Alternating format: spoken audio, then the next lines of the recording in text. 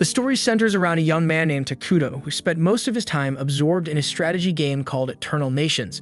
Confined to a hospital bed, Takuto found solace and meaning only in playing Eternal Nations and eventually died with the game still running. But his death wasn't final. Moments later, he opens his eyes, finding himself sitting on a throne amid ancient ruins in a forest. His first thought is about how incredibly fresh and real the air feels. Suddenly, a woman approaches him, gently asking if he's finally awake. When she reveals her face, Takuto instantly recognizes her as Atou, an elven character from Eternal Nations. Atou respectfully calls him Your Majesty, leaving Takuto utterly confused, wondering what on earth is happening. As an experienced anime fan, he quickly figures out he must have somehow been transported into the world of Eternal Nations, the very game world he spent countless hours in. But this realization brings more questions. Typically, Atou would only address her king this way if he were the Lord of Mynoghra, the nation Takuto previously led in the game. Atou speaks again, this time calling him Takuto-sama, and explains further. She mentions Takuto is the first ever player to conquer nightmare difficulty using Mynoghra, widely known as the toughest civilization in the game. She proudly reveals that Takuto is listed on the game's global leaderboards, giving him legendary status. Takuto's confusion deepens even further. How can a mere game character know about things beyond her own game world reality? And Atou gently explains that she remembers everything. Every victory, every defeat, each word Takuto ever spoke to her through his screen, and the entire journey they shared together until now. Hearing this, Takuto is overcome with emotion, tears forming in his eyes. He tells Atou how happy he is to finally speak to her directly, confessing she was always his favorite character in Eternal Nations. Atou warmly replies that she feels precisely the same way. Still, none of this clarifies how he ended up here, so Takuto looks at Atou directly and asks if it was she who brought him into this world. Atou honestly admits she has no clue how they got here, as she herself only arrived a few minutes ago. Still, she's certain of one thing: the place they're in feels exactly like the world of Eternal Nations. Regardless of their location, Atou is deeply grateful she's finally met her true king in person. Holding Takuto's hands gently, she urges him to begin their journey anew together. Atou shares her dream of rebuilding an empire with just the two of them, and since Takuto has nothing else left, he gladly agrees to join her quest. When Takuto extends his hand to formally shake on their partnership, Atou suddenly switches to her NPC persona, introducing herself dramatically as Sludge Atou, an illegitimate child born of a fallen world. She solemnly pledges her entire being, mind, soul, and body entirely to Takuto. Though Atou's character is technically evil, the theatrics feel painfully cliché, leaving both her and Takuto momentarily embarrassed. Still, Takuto decides to lean into it, dramatically declaring that alongside Atou, his trusted right hand, he'll establish Mynoghra, the most sinister empire of them all. Takuto then turns to Atou, asking if she remembers what Mynoghra must always do first. Proudly, Atou states they should hide themselves away completely, staying unseen like true recluses to avoid discovery. Taking action immediately, Takuto summons an emergency production scout, a strange insect-like creature with extremely long legs. Given Mynoghra's alignment with evil and destruction, all their units naturally look horrifying, including this scout. Regardless, Takuto issues commands, instructing it to thoroughly investigate their surroundings, and Atou sternly reminds it that disappointing their king isn't an option.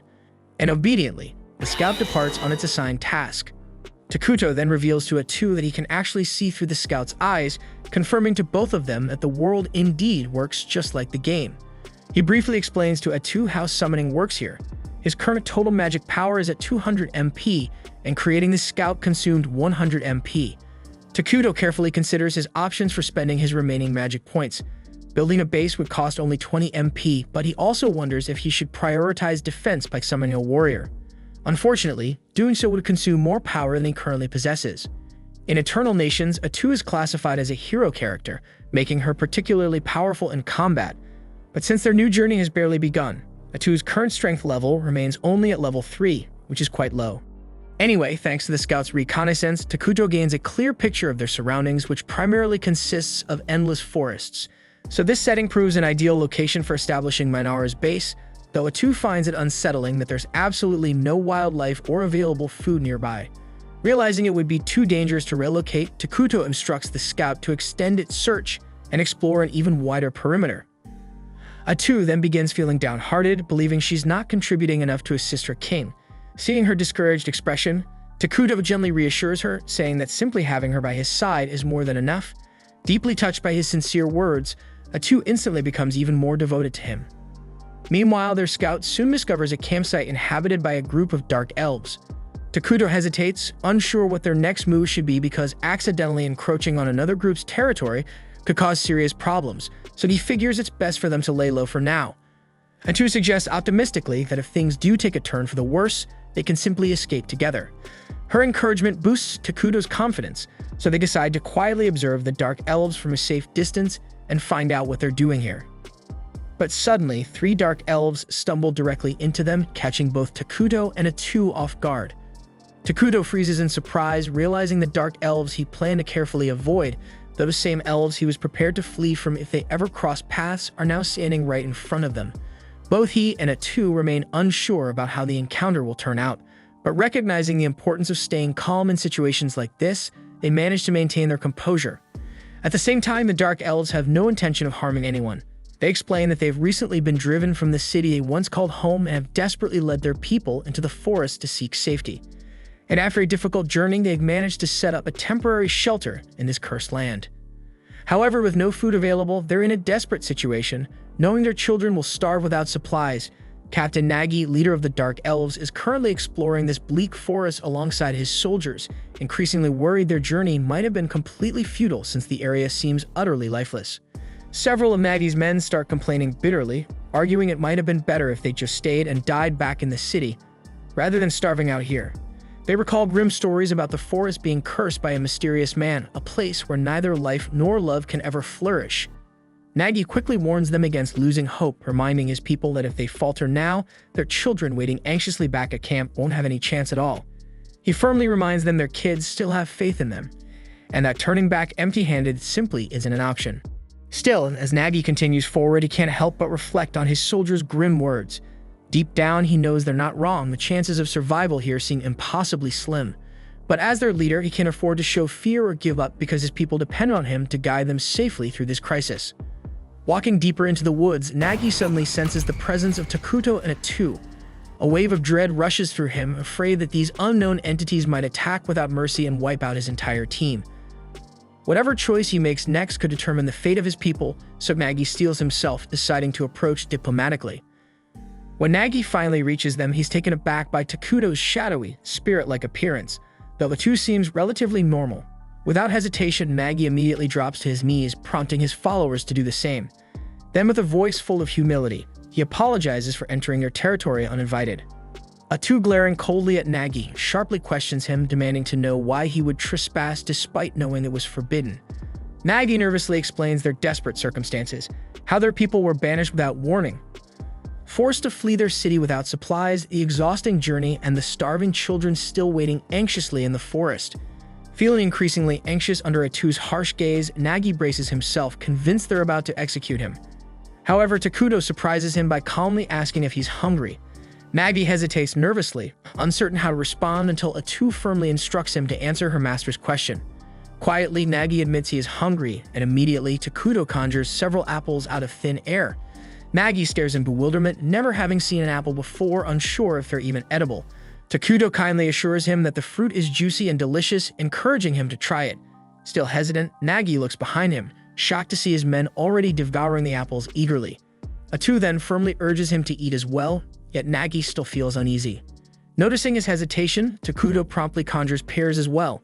Now Nagi is openly suspicious, deeply confused by Takuto's generosity. The Dark Elves had always been viewed with hostility, constantly rejected by others. To suddenly encounter someone willing to help without any hidden motive felt disturbingly unnatural. Nagi finally states he'd rather bring the food back to feed the starving children in their camp. But before he can even finish his sentence, Takuto conjures even more fruit for him. Overwhelmed, Nagi can only feel gratitude and disbelief. Meanwhile, back at the camp, the Dark Elf children lie weak and exhausted, silently praying for rescue. Suddenly, they catch a familiar scent in the air.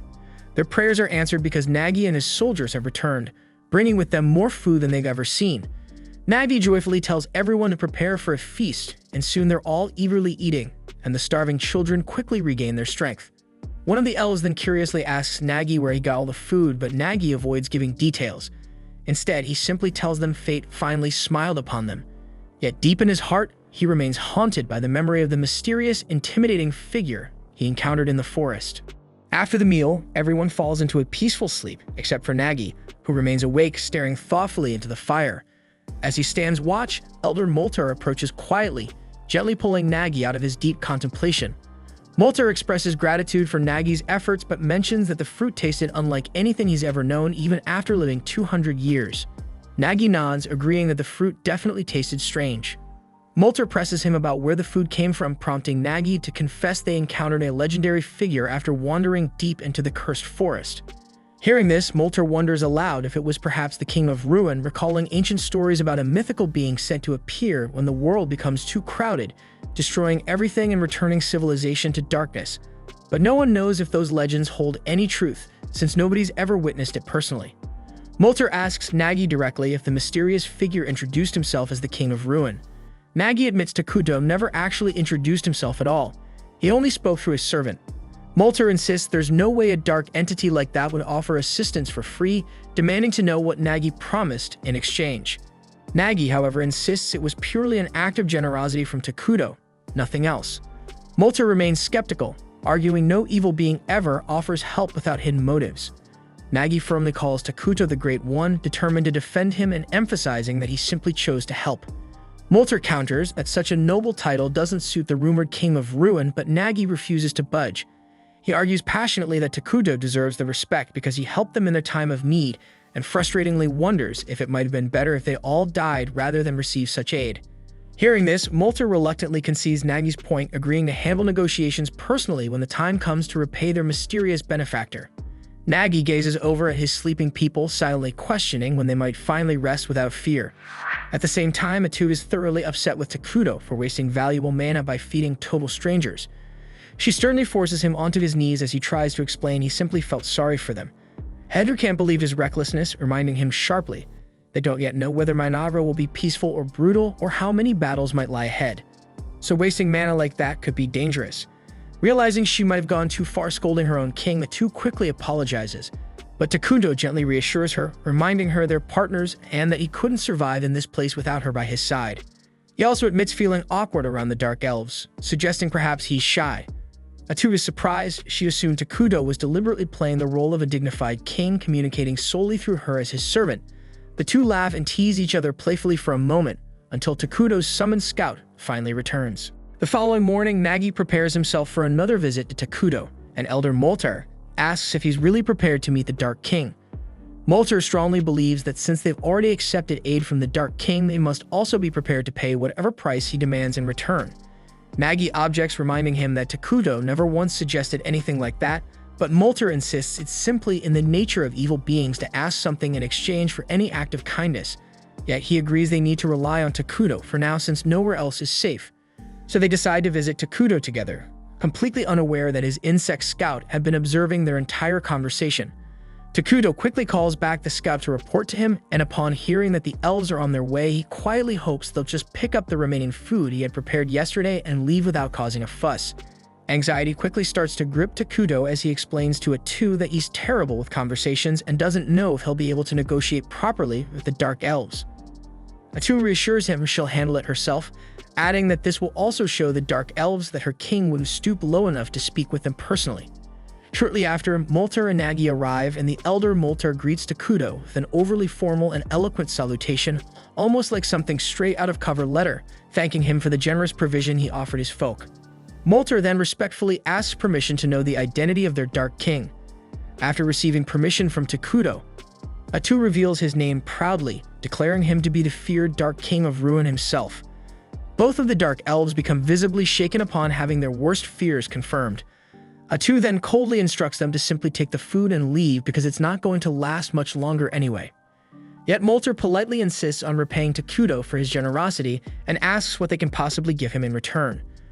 Atou coldly informs him that there's nothing in their possession capable of pleasing her king, so attempting repayment would be pointless. She then questions if the elves even have anything left that they consider valuable at all, causing Moltar to hesitate as he realizes they genuinely have nothing worthwhile to give. Noticing his hesitation, Atou immediately gives him a cold, intimidating stare and suspiciously asks him if he's secretly planning something. Moltar becomes visibly flustered, and Takuto quickly realizes their conversation is going downhill fast, so he immediately signals Atou over to quietly discuss how they should proceed, But Atou becomes frustrated because she thinks Takuto is being way too soft on these two hopeless elves. And she insists these guys have zero clue how to handle negotiations, and if this continues, they'll just turn into an annoying headache later on. So she dramatically suggests killing them both and displaying their heads around the base as a clear warning, but Takuto quickly tells her to stop acting like a psycho. He calmly explains that the elves genuinely seem to want peaceful coexistence and sincerely wish to repay their kindness. Instead of just handing out freebies, he suggests they ask for something small in return, keeping their relations with the elves positive. Atou reluctantly agrees and then tells the elves that her king has generously decided to accept their offer of repayment. Seeing Molter suddenly relax makes Takuto and Atou both realize he was freaking out earlier because he had totally assumed Takuto would act like a typical villain. Atou scolds Molter for misjudging her king so harshly, but then she pauses, realizing she doesn't actually know what to ask them for. Thankfully, Takuto quickly comes up with a great idea and suggests that they ask the elves to provide them with information about the world outside this forest. Molter immediately lights up with relief, promising eagerly that he'll share every bit of knowledge he's gained about the outside world. Atou nods but adds sternly that once Molter has provided the information, he and his tribe must leave the forest immediately. This shocks Nagi and Molter deeply, and they quickly plead to be allowed to continue living there under Takuto's protection, but Atou snaps at them to quit pushing their luck if they value their lives. Nagi tries to argue further, but Molter quickly silences him, admitting they must respect the king's wishes. They begin turning to leave, but watching them, Takuto suddenly feels a pang of guilt for kicking them out like this. He abruptly changes his mind, telling Molter and Nagi that instead of leaving, they can become citizens of his kingdom. Both elves freeze up completely, stunned by this unexpected kindness, though no one is more shocked than Atou, who can't believe what she's hearing. She immediately questions Takuto's logic, asking what the hell he's thinking. He calmly reminds her about the refugee system from the game, allowing different races to peacefully join their nation. And since dark elves are neutral aligned, he points out they'll easily blend in with their kingdom's evil attribute, making coexistence entirely possible. Atou still isn't totally convinced because evil-aligned species usually end up causing drama among themselves. But Takuto gently refreshes her memory that their main citizens, named homunculi, literally look like humans who got shredded and put back together by a 5-year-old, and there's no way they're going to be hanging out with those creepy things all day. The horrifying image of the homunculi immediately pops into Atou's mind, instantly changing her mind. She quickly agrees and turns to Molter and Nagi, declaring that Takuto plans to build a full-fledged kingdom soon and is generously offering them citizenship if they're willing to swear loyalty. Molter hesitates, asking what exactly it means to become their citizens, and Atou bluntly answers that they basically become evil-aligned beings. Still, she assures them with a sly smile that being evil isn't nearly as bad as it sounds. It's actually a lot more fun. Not long after, Takuto and Atou visit the Dark Elves' settlement, where everyone anxiously awaits their arrival. They're so terrified that some of the weaker elves pass out at just the sight of Takuto. Calmly, Takuto takes his place on the throne with Atou at his side, who announces clearly to everyone gathered that from now on, they officially belong to their new kingdom, Mynoghra. She then asks Takuto if he's certain, and with a confident he says yeah, and then confirms that on his screen. And just like that, the Dark Elves are officially citizens of Mynoghra. Atou congratulates them, emphasizing that from now onward their safety and survival are personally guaranteed by their new king. Nagi wonders out loud if that's really it, because he doesn't actually feel any different, despite supposedly becoming an evil being. Almost immediately, he regrets speaking too soon when a wave of overwhelming hatred suddenly floods through him and the rest of the elves. Painful memories of being persecuted and attacked surge in their minds, filling them with an intense desire for revenge. Seeing everyone suddenly suffering, Takuto softly asks if they're alright, and hearing his genuine concern, Nagi becomes emotional and deeply moved by the realization that someone finally cares about them. With tears streaming down their faces, the Dark Elves start passionately cheering for Takuto, leaving him a little overwhelmed but deeply touched by their enthusiasm. After a few days, Molter presents a map of the continent to Takuto, who immediately collapses in disbelief. Atou asks what's troubling him, and he simply gestures towards the map, saying their starting location couldn't be any freaking worse. They're stuck on a continent shared by two damn gigantic, powerful civilizations. On one side is the Holy Kingdom of Qualia, a massive human nation worshipping Arlos, a creator and known for being annoyingly righteous and strictly good-aligned. On the opposite side lies Elna, the Elemental Alliance, a nation of elves devoted to nature.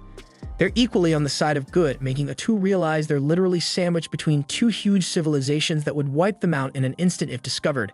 Panicking, Atou falls beside Takuto in despair. But Takuto quickly regains composure, reminding her that as long as they keep a low profile, they can quietly grow stronger. He recalls that their main race, the homunculi, were dumb as rocks in the game and terrible at research. Luckily, now that they've got dark elves on their side, things should go much smoother. Soon after, the dark elves arrive for a meeting, this time bringing along Emil, Nagi's assistant. Nagi introduces her as a nerdy genius who knows way more than him about foreign kingdoms, and insists she'll definitely prove useful. Atou conveys to the elves that their dedication has pleased the king, and she announces they're all about to receive major responsibilities directly ordered by Takuto himself. First up, Molter is tasked with managing internal affairs. Atou says she expects big things from him, especially since she learned he knows magic too. Next, she appoints Nagi as the head of Mynoghra's warriors, charging him with building a powerful military for defense.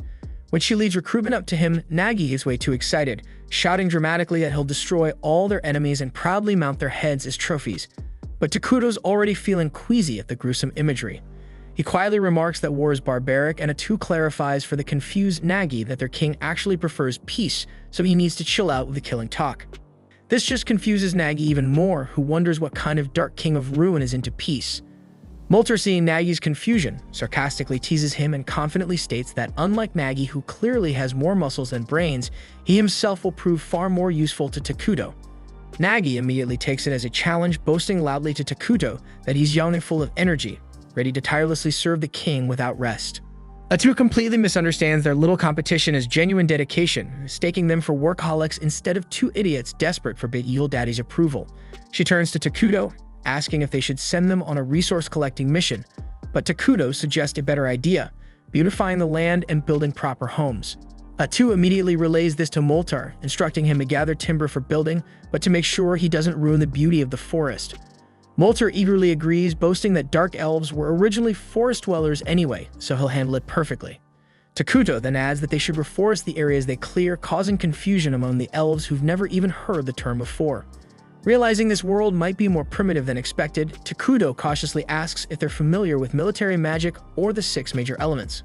Molter replies that he's only heard of 4 major elements, while Emil admits she's never even seen military magic being used by any kingdom. Takuto and Atou exchange looks, realizing they've hit a jackpot. This world is even less advanced than they thought, giving them a huge advantage to leap ahead quickly once they implement advanced magical technology. Atou patiently explains that reforesting means rapidly regrowing new trees to replace ones they've cut down using magic. The elves mention they do regrow trees naturally, but admit they never considered using magic to speed things up. Atou describes how reforesting employs the 6 major elements to rapidly grow new trees, then promptly credits this discovery to Takuto, even though it's a total lie. She starts glazing Takuto shamelessly, bragging about how he even created those special fruits the elves ate earlier, especially mentioning that grapes are her personal favorite.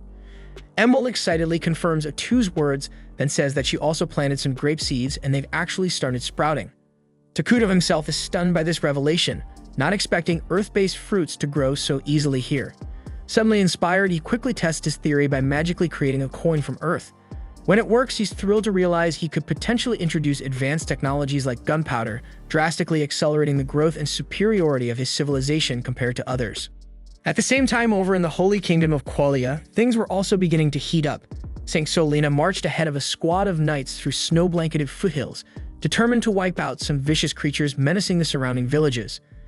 The moment a pack of goblins rushed into view, Solina calmly raised her staff, incinerating them instantly with her sacred fire. The holy blaze dissipated into the sky after obliterating the monsters, and gentle sunlight poured down onto the charred earth, prompting flowers to bloom in their place. Turning to its astonished knights, their captain proudly announced that Solina's divine power purged monsters of evil alignment, leaving behind blossoming flower fields, and it was her ability alone that had allowed them to maintain such strong diplomatic ties with the elves. Following the brief skirmish, Solina confronted the cardinal, urging him to send paladins southward, warning that she'd recently sensed an ominous disturbance within the cursed forest. But the cardinal flatly refused, claiming the cursed forest sat at the far edge of the continent and deploying paladins that would require special authorization from those above him. Unfazed, Solina firmly warned him that she would personally handle the matter if no troops were sent. Initially, the cardinal tried pushing back but quickly caved under her icy glare, promising instead to send whatever limited forces he could personally command. Meanwhile, back in their own domain, Takuto and Atou were focused on developing their newfound territory, beginning by constructing decent homes for the Dark Elves. They'd already thrown together a makeshift throne room around Takuto's throne, and he was thrilled by the idea of finally hosting important meetings with the prominent members of his kingdom. Right then, Molter, Nagi, and Emil entered ready for action. Atou informed them that it was about damn time to kick off their first official council meeting. But before the meeting could start, Emil eagerly approached Takuto, revealing a gift, an elegant new outfit that, to his mild embarrassment, was dangerously close to femboy territory. Still, Takuto gratefully accepted the new clothes, admitting his old garments were getting embarrassingly filthy, and thanked the elves sincerely. Oddly enough, the elves couldn't see any visible change in his appearance, but they decided to trust Atou's enthusiastic praise about how perfectly the outfit suited their beloved leader. With the clothing crisis resolved, Atou briskly began the council meeting, only to realize Takuto was still hopelessly lost and admiring himself.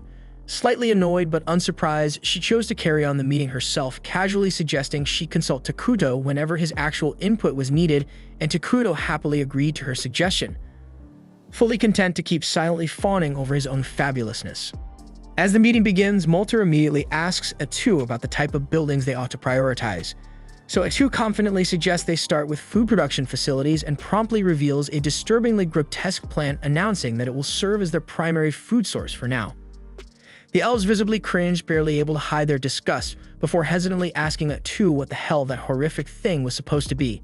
With unsettling enthusiasm, she informed them it was called the flesh plant, a unique delicacy of their civilization. According to Atou, it produced meat that tasted disturbingly similar to human flesh, and was incredibly nutritious. Horrified by this revelation, the elves quickly clarified they weren't exactly into eating people.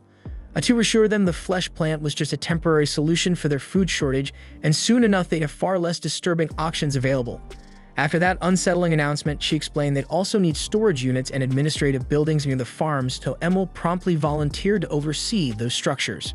Next, Atou shifted gears to the next crucial topic on the agenda: research. She emphasized that obtaining cutting-edge tech was absolutely critical for a fledgling nation like theirs. Molter, intrigued, asked her specifically what sort of technology they should focus on, and Atou excitedly revealed their target would be magical tech. Takuto practically lit up with excitement upon hearing that, and Molter eagerly declared that as a skilled mage, he put in his best effort to impress their king. He followed up, asking precisely what kind of magical tech they should aim for, and Atou enthusiastically revealed they'd dive straight into military magic research. She explained that standard attack spells were pitifully limited, barely managing to handle a handful of enemies, while advanced military-grade magic could annihilate entire cities or even reshape terrain to their advantage. Molter, now fired up, immediately agreed to round up all magically gifted elves and begin working on groundbreaking magical spells that hadn't even appeared yet in their world. Then Atou moved on to the final topic of the meeting, their military strategy. Nagi perked up instantly, excited that it was finally his turn to shine. But Takuto quickly burst his bubble by bluntly stating they wouldn't heavily invest in their military right now. Atou backed him up, pointing out armies cost a shitload to maintain but produce nothing useful during peaceful periods. Nagi protested strongly, arguing they lacked sufficient power to properly defend their king, and thus should definitely prioritize their military. Molter also joined in, reminding them that both he and Nagi had massive bounties placed on their heads as Dark Elf leaders, meaning their kingdom might soon become a juicy target for enemies. Understanding their concerns, Takuto quickly came up with a smarter alternative, creating a hero to defend the kingdom. Atou immediately agreed, admitting heroes were expensive upfront but required zero upkeep, making them the perfect choice given their current situation. The elves stared blankly, clearly having zero clue what the hell a hero was even supposed to be. Atou quickly clarified that heroes were ridiculously powerful beings who served directly under the king. She explained that each hero had certain conditions that needed to be met before summoning them, but she confidently reassured them they'd be able to summon their first hero fairly soon. Takuto, pumped as ever, was already hyped up at the idea. He remembered that nearly everything in this world required mana, and a kingdom could only gather that mana directly from its own people. The happier the citizens were, the more mana they produced, and Takuto made a silent vow right there. He'd turn this kingdom into the happiest damn place on the entire planet. At the same time, far away in the holy kingdom of Qualia, a junior paladin named Lornias had just gotten the dubious honor of being selected for an investigation team heading straight into the notorious Cursed Forest. Accompanying him was a veteran paladin named Wordle, whose favorite pastime was clearly making Lornias' life a living hell with his constant teasing. Wordle immediately started bitching about the tiny size of their investigation unit, consisting of only 2 paladins and a handful of mercenaries. He grumbled loudly about how the church should seriously start taking St. Solina's prophecies more seriously. Lornias cautiously agreed, though he was painfully aware nobody could predict what the higher-ups had planned. One thing he did know, though, was that if they managed to pull off this investigation, it'd receive huge rewards, but if things went south, his head would definitely be the first on the chopping block. Back in Mynoghra, Takuto strolled through the developing kingdom, inspecting the early stages of his civilization with a deep sense of nostalgia. It was a scene he'd witnessed thousands of times before, but always through a screen, never in person. This time, he was right in the thick of things. Enmol eagerly gave him a detailed tour, proudly explaining that dark elves excelled at constructing treehouses, although right now the housing project was crawling along since the elves had prioritized cultivating the flesh trees. Fortunately, the grotesque flesh trees seemed to be thriving nicely, and they'd already managed to build storage and administrative facilities. Enmol also mentioned that they discovered a freshwater spring close by and were now trying to find ways to draw water from it. Meanwhile, Molter and a bunch of other mages had been grinding hard on their magic research in a recently completed lab. Hearing all this progress made Takuto feel genuinely relieved, but he was particularly delighted to hear that the elves were proactively handling things like seeking out water sources on their own. Seeing the elves, who had looked utterly drained when they first arrived, now smiling happily was a huge relief. When Takuto shared his joy with Enmol, she suddenly burst into tears of happiness, completely startling him. Takuto panicked momentarily at the unexpected meltdown, but thankfully Enmol quickly regained her composure and continued the tour as if nothing had happened. Next, Enmol guided Takuto and Atou toward the flesh tree farm. With noticeable excitement, she explained that thanks to the tools Takuto had generously provided, they'd soon be able to enjoy their very first harvest. After that, Enmol guided them toward the freshwater spring the elves had discovered earlier, but immediately noticed the vibe was totally different this time around. Instead of clear, sparkling water, it had turned murky and dark, leaving Enmol visibly crushed, assuming it had become unusable. Before Atou could even explain why that wasn't the case, Molter and Nagi also arrived to check out the water. Both of them quickly agreed with Enmol, believing the spring had been ruined, but Atou just casually scooped up some of the gloomy-looking liquid and took a long sip, assuring everyone that it was perfectly safe. Atou then clarified that the spring only looked creepy and unsettling because it had officially become part of Mynoghra, all thanks to a neat little feature known as cursed terrain. Takuto chimed in, gently telling the elves to take a deep breath. As soon as they inhaled the gloomy air, they were instantly energized, their minds clearer, and their bodies revitalized. Atou happily explained that cursed terrain grants bonuses to any creatures aligned with evil, while severely messing up anyone with neutral or good alignment. Since the Dark Elves were now officially part of Mynoghra and therefore had evil alignment, the water posed no threat whatsoever. Nagi cautiously took a sip himself, confirming her words. Atou added that soon enough the entire forest would transform into this sinister-looking cursed terrain. Regardless, Takuto immediately started worrying aloud, pointing out that cursed terrain stuck out like a sore thumb. Molter nodded gravely, agreeing that once the entire forest turned this ominous shade of creepy, they'd become easy targets for their enemies. Naturally, Nagi jumped at the chance to once again insist they desperately needed an army, but both Takuto and Atou reassured him again that their solution was to summon a hero. Molter, still clueless about what exactly a hero was, pressed for more explanation. Atou decided that a hands-on demonstration would be far more effective than another lecture. Without warning, Atou released a bunch of pitch-black tentacles from her back, effortlessly slicing through the nearby trees like they were toothpicks, before revealing smugly that she herself was a hero. She casually mentioned that she only had about 1% of her full power available, yet she could still obliterate entire armies on her own. Takuto eagerly hyped heroes up even more to the stunned elves, bragging that heroes were truly badass, continuously growing stronger with no effort at all. Realizing he'd gotten a bit carried away, he quickly shifted the conversation and scolded Atou lightly, telling her that showing off didn't require chopping down innocent trees and insisting she clean up the mess afterward. The elves, however, were beyond impressed. They immediately declared Takuto an amazing ruler for having subordinates powerful enough to cause such casual devastation. Fired up, they decided that they absolutely had to construct a magnificent palace worthy of such a king. Takuto awkwardly protested that he didn't really need anything grand right now, but the elves refused to budge, insisting there was no way in hell they'd let their esteemed king live in ordinary homes like theirs. Atou sided with the elves, pointing out that constructing a palace would boost everyone's morale. Unable to argue with that logic, Takuto relented, admitting that while his real dream was a badass flying fortress someday, he'd settle for a regular palace for now. Meanwhile, the investigation squad led by Lornias and Wardell has finally started heading south towards the cursed forests. Wardell still isn't happy about how small their party is, and Lornias reminds him this is literally the best the Empire could do, considering most of their forces are busy dealing with chaos up north. Apparently, a horde of evil-aligned creatures recently popped out of nowhere in the northern territories, raiding and torching entire towns, so naturally all available manpower got shipped off to handle that nightmare. Hearing this, the mercenaries start chatting amongst themselves, muttering how rough it's going to be for the poor bastards sent north. They all feel relieved they dodged that assignment even if the pay was sweet, because word is, there's a terrifying witch mixed up in that mess, and they'd rather steer clear of anything involving a witch. Lornias, curious about this witch rumor, later corners one of the mercenaries, a guy named Bargo, to ask about it. Bargo admits the rumor is that a single witch is behind all the northern chaos, but Lornias dismisses the idea outright, saying no single person could possibly control that many monsters. Bargo quickly agrees, figuring it must actually be some sort of cult activity, but then Wardell chimes in, telling Bargo to shut his mouth before he accidentally curses them all.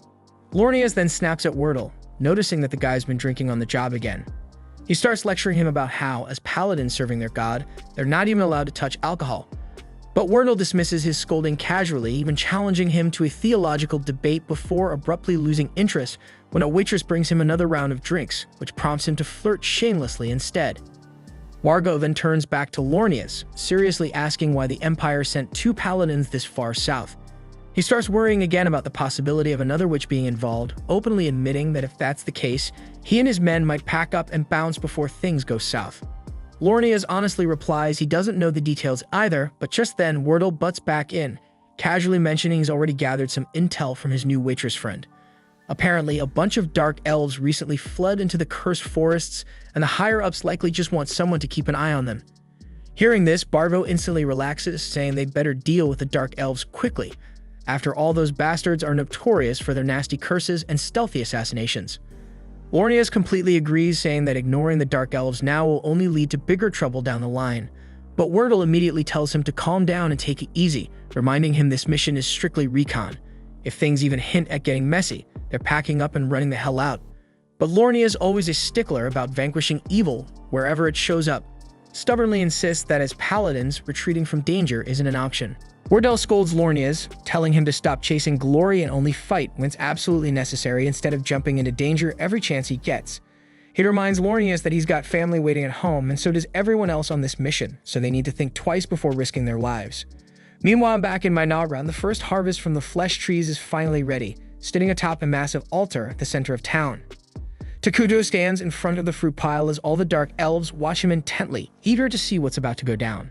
Suddenly, Takuto channels his mana directly into the fruits, and right before everyone's eyes, they transform into a giant bug monster. The elves are utterly blown away, amazed that Takuto just created life from a bunch of weird fruits. Atou immediately starts hyping him up, boasting that this miracle isn't even 1% of Takuto's true power. She tells the elves that with their ongoing devotion, Takuto will become even stronger and pull off even crazier feats, and they erupt in cheers for their king. Later on, Takuto returns to his throne, relieved that he successfully managed to produce a bug monster in exchange for food. Though it was a standard feature in the original game, he still doesn't fully grasp how exactly this mechanic works out in the real world. However, Atou tells him they shouldn't sweat the details since they've now established a reliable method to produce more creatures to serve the kingdom. She excitedly adds that it's about time they moved on to the next phase of their plan, and Takuto agrees, mentioning he'll summon a hero as soon as they've stockpiled enough mana. Excited, Atou asks who he plans to summon, and Takuto casually replies that he's thinking about calling Isla, Queen of the Bugs. Atou nods, saying that's definitely a solid choice, while Takuto enthusiastically starts explaining Isla's perks. She can buff all insect-type monsters, allowing them to dominate on the front lines, and she can also produce larvae to handle mundane tasks, providing essential support to the kingdom on multiple fronts. Atou appreciates that he clearly put serious thought into this choice, and Takuto sheepishly admits that Isla was honestly the only safe option available, since the other potential heroes are completely unhinged. Atou wholeheartedly agrees, joking that the other heroes would require years of intensive therapy. Takuto chuckles in response, acknowledging he hopes to summon them eventually, but definitely not anytime soon. Meanwhile, Lornias and the group finally arrive at the Dark Continent, quickly running into their first major threat, and it's a towering hill giant. Lornias immediately tries to command the mercenaries into a defensive formation, but Wardell cuts him off, telling them all to chill because he'll handle this big guy himself. He bluntly adds that they don't have time to waste and it'll be faster if everyone just stays out of his way. The rest of the group watches in awe as Wordle calmly walks toward the hill giant with his sword drawn, completely unfazed by its monstrous size. Wordle channels holy energy into his blade while the giant, oddly polite, waits patiently until he's done. When the giant finally swings his massive club, Wordle casually blocks the blow and slices right through it like it's made of cardboard. Not missing a beat, he launches himself at the stunned monster, delivering a whirlwind of rapid slashes before the giant even has a chance to process what's happening. With the giant crashing down lifelessly, Wordle casually strolls back to his teammates like he just finished a casual morning workout. Lornias is absolutely hyped, immediately praising Wordle and confidently declaring that their mission is practically in the bag now that they've got him. But Wordle's serious expression quickly sobers everyone up, making Lornias uneasy with his skepticism. Meanwhile, back in Mynoghra, Takuto is happily munching down on a burger when Atou gently nags him to eat something healthier. Takuto playfully protests, reminding her that he spent way too long in the hospital surviving on boring, flavorless health food. So now he's determined to explore all the tasty junk food life has to offer. He then gets a little worried when he realizes Atou herself has been surviving exclusively on salads for days, but she reassures him that this diet suits her just fine. They chat for a while about how quickly construction has progressed lately, when Takuto suddenly remembers something important. He asks Atou to call Moltar and the others once they're finished eating, since the new scout bugs they recently created have completed mapping the nearby areas.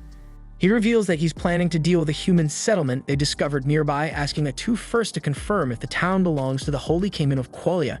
She's fairly confident the settlement is independent and aligned neutrally, which is a huge relief for Takuto, since it means negotiation might actually be possible.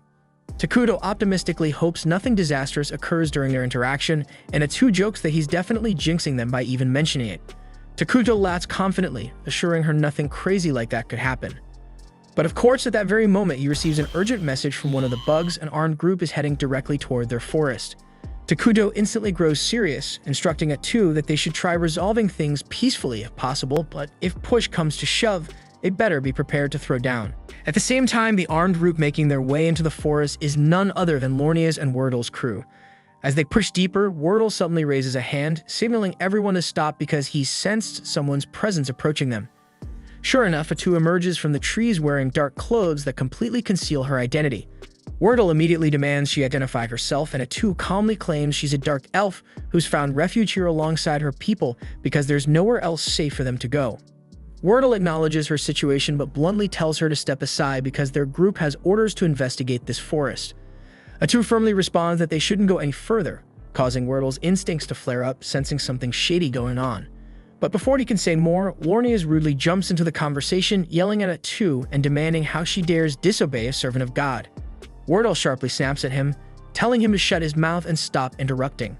Lornias is visibly frustrated at being rebuked over such a trivial issue, but Wordle swiftly resumes his conversation with Atou, explaining they cannot turn back simply because she asked them to, then pointedly asks if there's something she's trying to hide within the forest. She insists there's nothing here but elves who simply wish to live peacefully and questions why he's so hell-bent on invading this godforsaken forest. After a moment of hesitation, Wordle sighs and finally reveals their reason.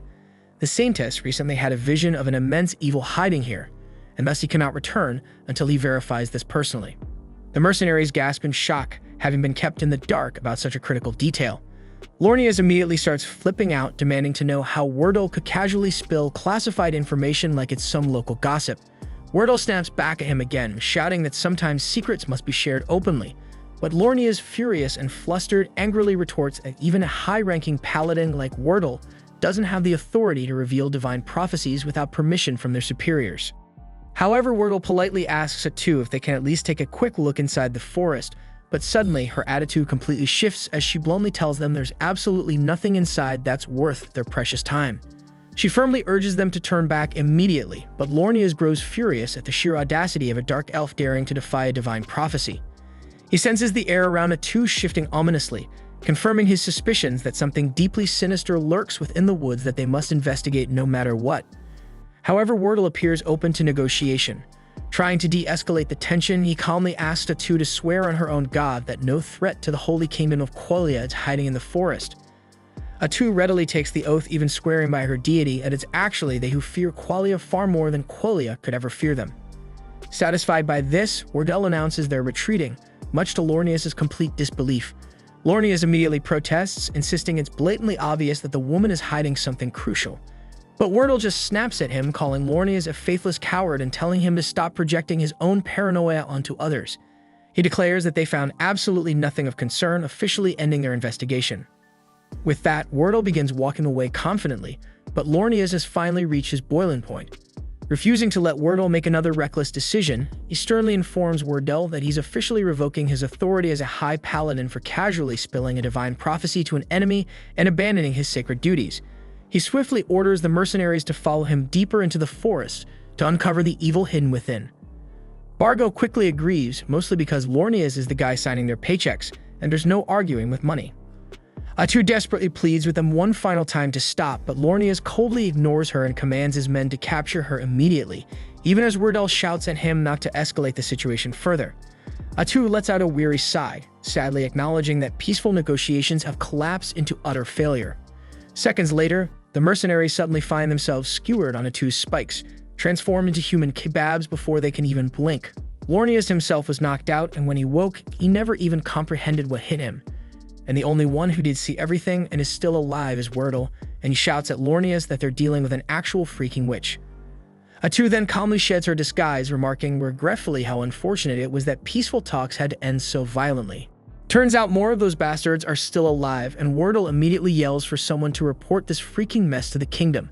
But Bargo shuts that down real quick because every last messenger they had already got their asses impaled by Atou. And the surviving mercenaries aren't even close to fast enough to make the trip in time, especially not with Atou currently in full-on impaling asses mode. With zero options left, Wordle tells everyone to grab their damn weapons because now they've got no choice but to fight. He commands the mercenaries to unload everything they've got, so they fire a volley of arrows, but Atou effortlessly deflects them all like she's brushing lint off her coat. Wordle curses his luck, knowing full well that the absolute last person he wanted to go up against was Atou, and funny enough, she's just as annoying to be dealing with him. She makes it painfully clear this entire situation is Lornius' fault because if they had just agreed to leave the forest alone, she would have let them walk away. But no, Lornius had to get all noble and damn self-righteous, and now she's got no choice but to kill him. Lornius finally realizes he screwed up royally and turns to Wordle, asking if he even knows what the hell this freaking thing really is. Wordle admits he suspected something was off from the moment they first saw her, which is exactly why he wanted to leave without throwing hands.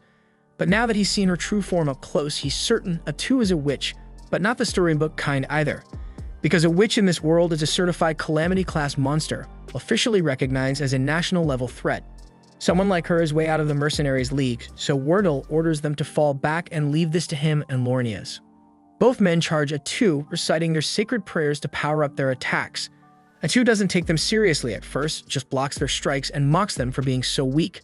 But then they actually manage to slice through two of her tentacles, and suddenly she realizes this might not be the cakewalk she thought. She quickly figures out their holy magic is giving them bonus damage against her demonic body, and Wordle assumes that if they just cut off all her tentacles, she'll be helpless. Not wanting that to happen, Atou grabs two of the nearby mercenaries and takes them hostage, using their bodies as meat shields to stall their assault. But Wordle coldly tells Lornius that if they don't stop Atou now, she could eventually turn her wrath toward Quolia, and for the sake of the entire nation, sacrifices have to be made. Lornius hates the idea, but he grits his teeth and agrees. With zero hesitation, both men charge forward again, slicing through the hostages and Atou's final two tentacles in one clean, ruthless strike. Atou's honestly surprised they had the balls to slice through their own allies like that. And for a brief moment, it even looks like she might actually be in trouble. But no, because this whole thing has just been a damn joke to her.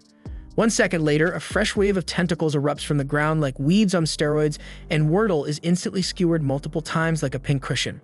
With blood pouring from his wounds, Wordle uses his final breath to shout for Lornius to get the hell out of here. But that makes Atou annoyed, so she silences him for good with a tentacle straight through the skull. Lornius is frozen in disbelief, absolutely rattled, because he was certain that chopped off all of Atou's tentacles, which they did, but Atou never once said she couldn't grow more. In fact, she's been able to summon an unlimited number this entire time, but she just didn't feel like it. She's been toying with them like a bored cat swatting at bugs. After witnessing Wordle get brutally annihilated, the remaining mercenaries completely lose their will to fight. And judging by the freaking look on Atou's face, she has zero intention of sparing any of them. Seeing no other choice, Lornias yells for everyone to scatter and run in different directions, hoping at least one of them can escape and warn the kingdom about what really went down here. So the mercenaries immediately drop their weapons and bolt like their asses are on fire. Atou surprisingly doesn't bother chasing them. She just watches them go, sighing in annoyance, wishing they'd done that in the first place because it would have saved her a ton of effort. Lornias, however, stays behind, determined to keep her occupied. He then charges her with everything he's got, holy sword gleaming. But to his utter horror, Atou blocks the strike flawlessly, using the exact same holy sword technique. He stumbles back, unable to comprehend how a monstrous creature like her could possibly have access to a sacred technique meant only for the pure. Normally, that would have been impossible, but Atou coolly explains that when she killed Wordle, she absorbed all of his experience and sword skills. Every ounce of training, every technique, now hers. With a grin, she begins attacking Lornias using Wordle's own moves, mocking him as she does. She even praises Wordle, saying he was truly worthy of being called elite, but sadly he died because Lornias couldn't keep his damn mouth shut. Then she leans in, taunting him, asking if he ever thought about making it home to his wife and daughter. That's when the blood drains from Lornias' face because he never said a word about his family. That's when it hits him. She can just take Wordle's skills, she took his damn memories too, and if Atou can do that, then every kill just makes her even more terrifying. She then casually asks Lornias if he's curious about Wordle's final thoughts before she finished him off. Turns out, unlike a selfish bastard like Lornias, Wordle was genuinely concerned for the lives of his men right up until his last breath. Lornias desperately tries defending himself, saying the other mercenaries have already fled to report back to the kingdom, claiming their mission wasn't a complete disaster. But Atou just chuckles coldly, calmly telling him all those mercenaries are already dead. She admits she wasn't in the mood to chase them herself, but that didn't mean she'd just let them run off. Besides, she never said she was alone. She already ordered her dark elves to hunt down every single merc who tried to escape, and now they're nothing but corpses in the dirt. Lornias is hit by a wave of despair, realizing he's the last one standing. Driven by panic, he takes one final pathetic swing at Atou's head, and she savors every bit of his agony. Within seconds, she's effortlessly subdued him. But instead of ending him right away, Atou cruelly twists the knife, vividly describing how things could have turned out if he'd just listened to Wordle. They would have all safely returned home, and Lornias would have seen his wife and daughter again, spending the rest of his life happily oblivious to any horrors lurking in the forest. But no, Lornias had to play hero. So now she's going to kill him, and then she's got to hunt down his family too, just because she can. Atou reveals she can easily pluck the image of his wife and daughter right from his memories, names, faces, address, everything, and she's absolutely petty enough to follow through. Hell, she might even slaughter every single person living in the villages Lornias passed on his way here. And while each of them is dying the most painful death imaginable, she'll make damn sure they know it was Paladin and Lornias who brought hell down on them. Lornias screams, desperately begging her not to do it, but Atou's already bored of his whining, finally putting an end to him just to shut him up. Right after Lornias hits the ground, Nagi comes up to inform Atou that all the escaping mercenaries have been dealt with, so there won't be any survivors to spread word of today's events. Atou calmly thanks Nagi for his efficiency and instructs him to handle disposing of the corpses too. But before Atou can leave, Nagi hesitantly asks if she's serious about her plan to slaughter Lornias' family and anyone he's ever crossed paths with. Atou just laughs, saying she was just talking smack to scare the hell out of Lornias before finishing him off. She clarifies that mass genocide is way too exhausting, and besides, she's a self-proclaimed peace lover. So starting pointless fights is just too exhausting for her tastes, and she's not about that life unless someone forces her hand. With that out of the way, she cuts the chat short because she urgently needs to talk to Takuto. Moments later, Atou approaches Takuto and shares something odd she noticed before the fight. Wordle called her a witch despite her clearly being classified as a hero. He also rambled something about a witch causing trouble up north. Takuto is confused because there was never any witch class in the game they came from, prompting Atou to suggest that this world must differ significantly from the one they're familiar with. Takuto nods thoughtfully, having already suspected that. While many of the game's mechanics remain intact, they're better off assuming the underlying rules have fundamentally changed. Luckily, the differences aren't entirely negative because Atou's ability to absorb skills from those she kills has gotten a massive upgrade. Now she also inherits fragments of their memories which allow them to gather valuable intel from Quelia's scouting team. And according to those memories, Quelia is currently distracted by the northern disturbance, meaning Mynoghra won't be on their radar anytime soon. Still, the complete annihilation of their scouting party is bound to raise some red flags, prompting Quelia to eventually investigate. Takuto is fully aware of that risk, but since Quelia knows nothing concrete about Mynoghra yet, he's confident they won't jump straight into a fight unless their leaders have the IQ and potato. At the moment, he's far more concerned about this northern disturbance and the mysterious witch behind it. Atou tried extracting every detail about witches from Wordell's mind, but the guy was clueless. However, one chilling fact stood out crystal clear. The witch called Arakino is wreaking havoc up north, and she was strong enough to single-handedly deal massive damage to Quelle's forces. At the same time up in the Northern Territory, Arakino's casually finished demolishing yet another village and is already prepping to move on to the next. To top it off, she raises every villager she slaughtered as undead puppets to serve her. Takuto has absolutely no clue about Arakino's true powers, but given that she's causing this much mayhem so soon after arriving, he suspects she might have come from another world, just like him and Atou. If that's the case, things are about to get a whole lot messier. Atou, unsure of their next move, asks Takuto what they should do. Judging by the sheer carnage Arakino's caused, she's clearly evil-aligned, which theoretically means they might vibe with her. Atou wonders if maybe they should reach out and see if they can form some kind of alliance, but Takuto immediately shoots that idea down because they have zero intel on what Arakino's personality is like. Atou is frustrated that things had to spiral out of control right when Mynoghra was finally hitting its stride. Takuto reassures her that Arakino is still far away in the north, meaning she's not their immediate headache. Still, these threats have shown that Mynoghra desperately needs stronger defenses, so Takuto decides he's got to summon another hero and fast. Initially, he had planned to choose Isla, but considering recent developments, he'll probably have to go for a more combat-oriented option. Plus, his original strategy of staying hidden might need rethinking, especially with unpredictable threats like Arakino popping up, so they'll meet a alleged alliance soon. And Quelle is obviously out of the question after Atou brutally wiped out their paladins, but the nation to the east looks promising. They're neutral, haven't interacted with Mynoghra yet, and seem like potential ally material. So once the palace construction wraps up, Takuto plans on heading over there himself to size them up and see if teaming up is viable. At the same time over in that very same eastern city, they're getting slammed by a barbarian attack. Fortunately, their badass staff wielder annihilates the attackers effortlessly with a massive lightning strike. Citizens start cheering and praising her for protecting them, but she quickly reminds everyone it's way too early to celebrate because there's clearly a lot more trouble on the horizon. Back in Mynoghra, Atou and Takuto finish up their discussion, and as she's about to head out, she pauses, awkwardly apologizing for getting a bit carried away with the paladin earlier. She knows Takuto usually prefers avoiding unnecessary bloodshed, but Takuto just gives her a blank stare, calmly asks her why on earth she thinks he'd be bothered by that. That's when it hits her. Takuto might seem gentle, but at the end of the day, he's literally the physical embodiment of evil, so there's not much violence in this world that's gonna bother him.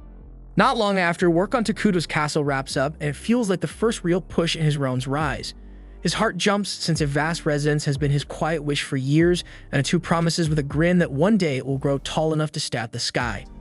Anyway, all that talk about halls and courtyards makes her notice something awkward. He may be the monarch, yet he has not a single personal aide, and although he never really considered it, a ruler without attendants looks strange, so Atou asks what kind of servant he would prefer so she can recruit one for him. Takuto answers with a shy smile that anyone is fine as long as they are easy to speak with, since he is terrible at conversation. He has barely exchanged more than a few words with the Dark Elves since arriving, which Atou says is mostly because he comes off to them like a dense cloud of gloomy energy. Even so, she tells him to relax because she already has a perfect plan in mind. Her enthusiasm makes his stomach knot, yet he swallows the worry and decides to let it play out to see what she does. Atou promptly calls Nagi, Molter, and Emil, then orders them to assemble every little girl in the village because the king desires them. Takuto and Molter both freeze at the wording, and Molter, trying to be fair, asks why she issued such a command. Atou's reasoning is that younger girls would be gentler partners while Takuto practices small talk, but instead of saying it plainly, she blurts that Takuto likes little girls. That goes too far, so Takuto cuts her off before she adds anything worse and tells her to explain herself properly without making him sound like a lolicon. Once the full explanation is out, Molter and the others exhale in relief since the king only wants an approachable attendant. He requested younger candidates because the kingdom is short on manpower, and he refuses to pull skilled adults from vital work just to serve him. Children who are not doing heavy labor yet seem like the least disruptive option, which is why he asked for them. Impressed by how considerate he is, Molter's group agrees to bring suitable children to meet him, and Takuto actually feels hopeful about finally having people he can talk with each day.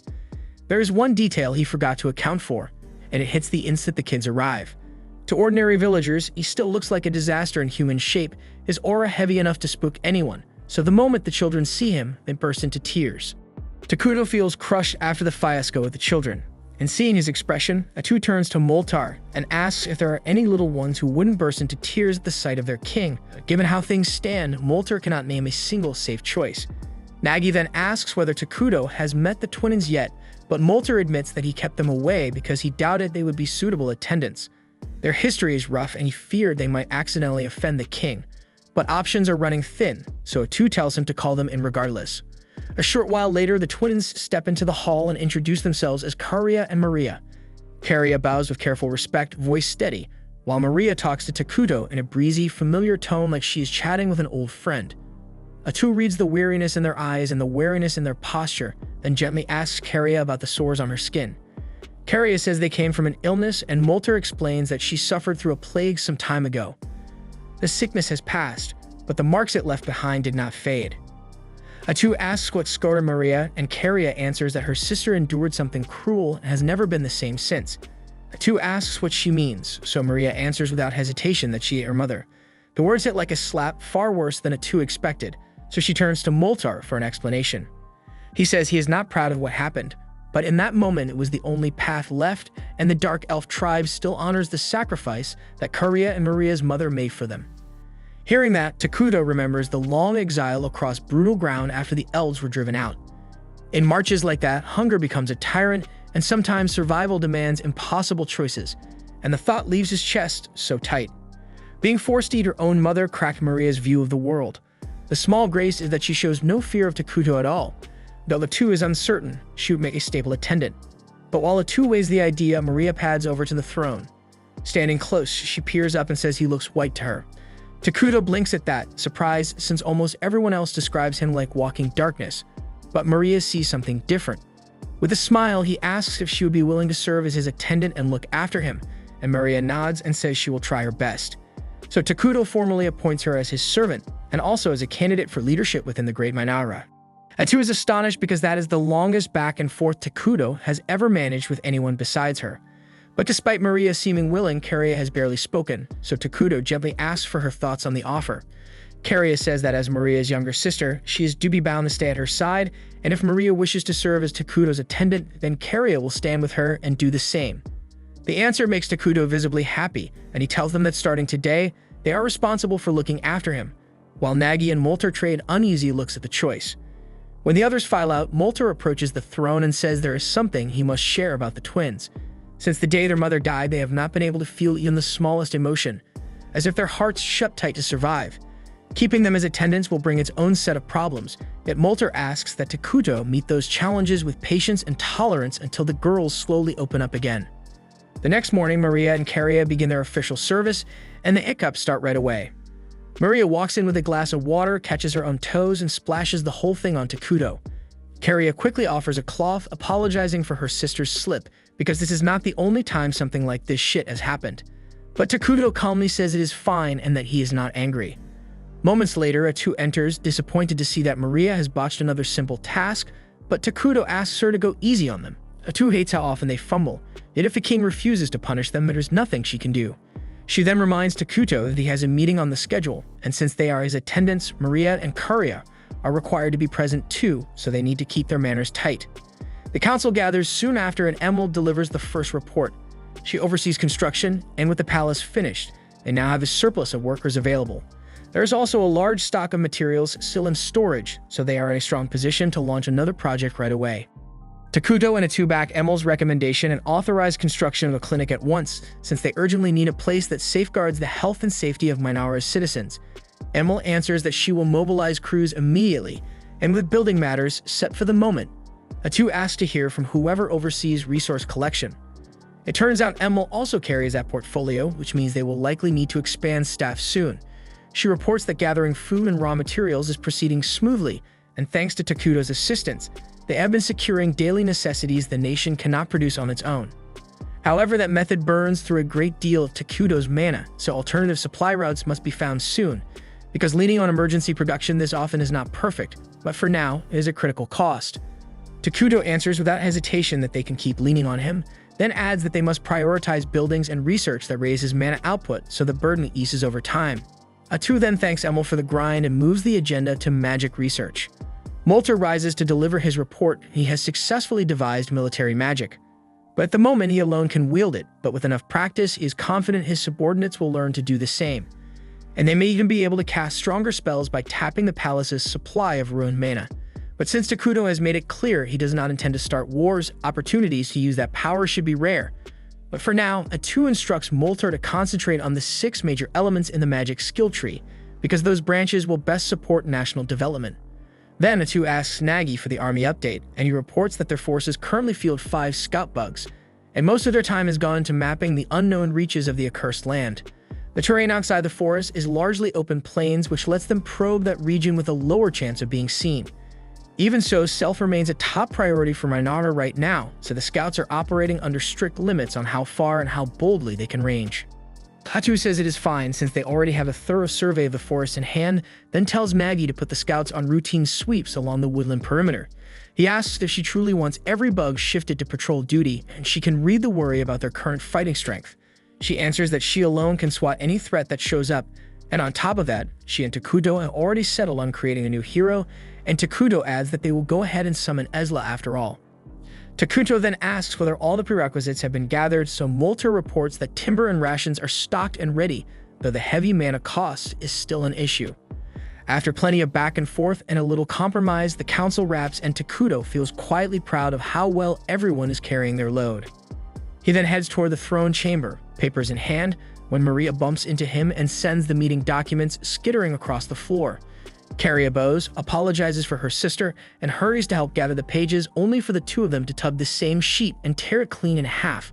They glance up, bracing for a scolding, but Takuto simply tells them it is all right and takes his seat without raising his voice. Maria steps closer and asks him straight if he is a bad person. By alignment, he counts as evil, so she follows by asking why he has not killed them yet. They have been bungling constantly and pulling mistakes that would get servants executed, yet he keeps sparing them, and they cannot comprehend why. So Takuto asks what they think separates a good person from a bad one. Maria answers that a good person only does good deeds and a bad person only does bad, but he tells her that is only half true. A good person must keep choosing the right thing, so they do not lie, they do not steal, and they do not kill without cause. But a bad person does not have to do the worst thing every time because they act out of self-interest and do what they want, whether others like it or not. In his case, what he wants is to treat them gently, so there's nothing wrong with letting small mistakes slide. And he adds that he already noticed they have been staging some of those blunders on purpose to try to make him furious. The sisters finally confess that all the mistakes were deliberate. They kept poking at boundaries, hoping he'd lose his temper and end them because in their heads, what they did means they don't deserve to keep living. Takuto understands why self-forgiveness feels unreachable after something like that. He can't truly stand in their shoes that he's certain their mother chose that sacrifice so her daughters would continue, not vanish. He tells them plainly that they are free, and the truest way to honor her choice is to live fully, not shrink into guilt. The road ahead will be rough and uneven, and some days will ache more than others, but he promises to stay beside them at every single step and shoulder what he can. The sisters crumble, tears pouring as they wrap him in a tight embrace, clinging until the storm in their chests eases. A few hours later, Atou walks in and finds both girls asleep across Takuto's throne. A tiny flash of jealousy pricks her, but business comes first, and she reports to him that the survey on the nearby city is done. The nearby city is called Dragonten, and it belongs to Fonkaven, a neutral nation where multiple races live side by side. So Takuto thinks that this diversity should make talks and trade more manageable with them. But he also flags a concern because Dragonten sits way off the trade path, and that location worries him. Atou explains the reason for that location. There's a dragon vein mine beneath the area, and those veins are prized since they naturally generate mana. Strategically, securing such a source early would be huge, so she recommends moving to safeguard it as soon as they can do so wisely.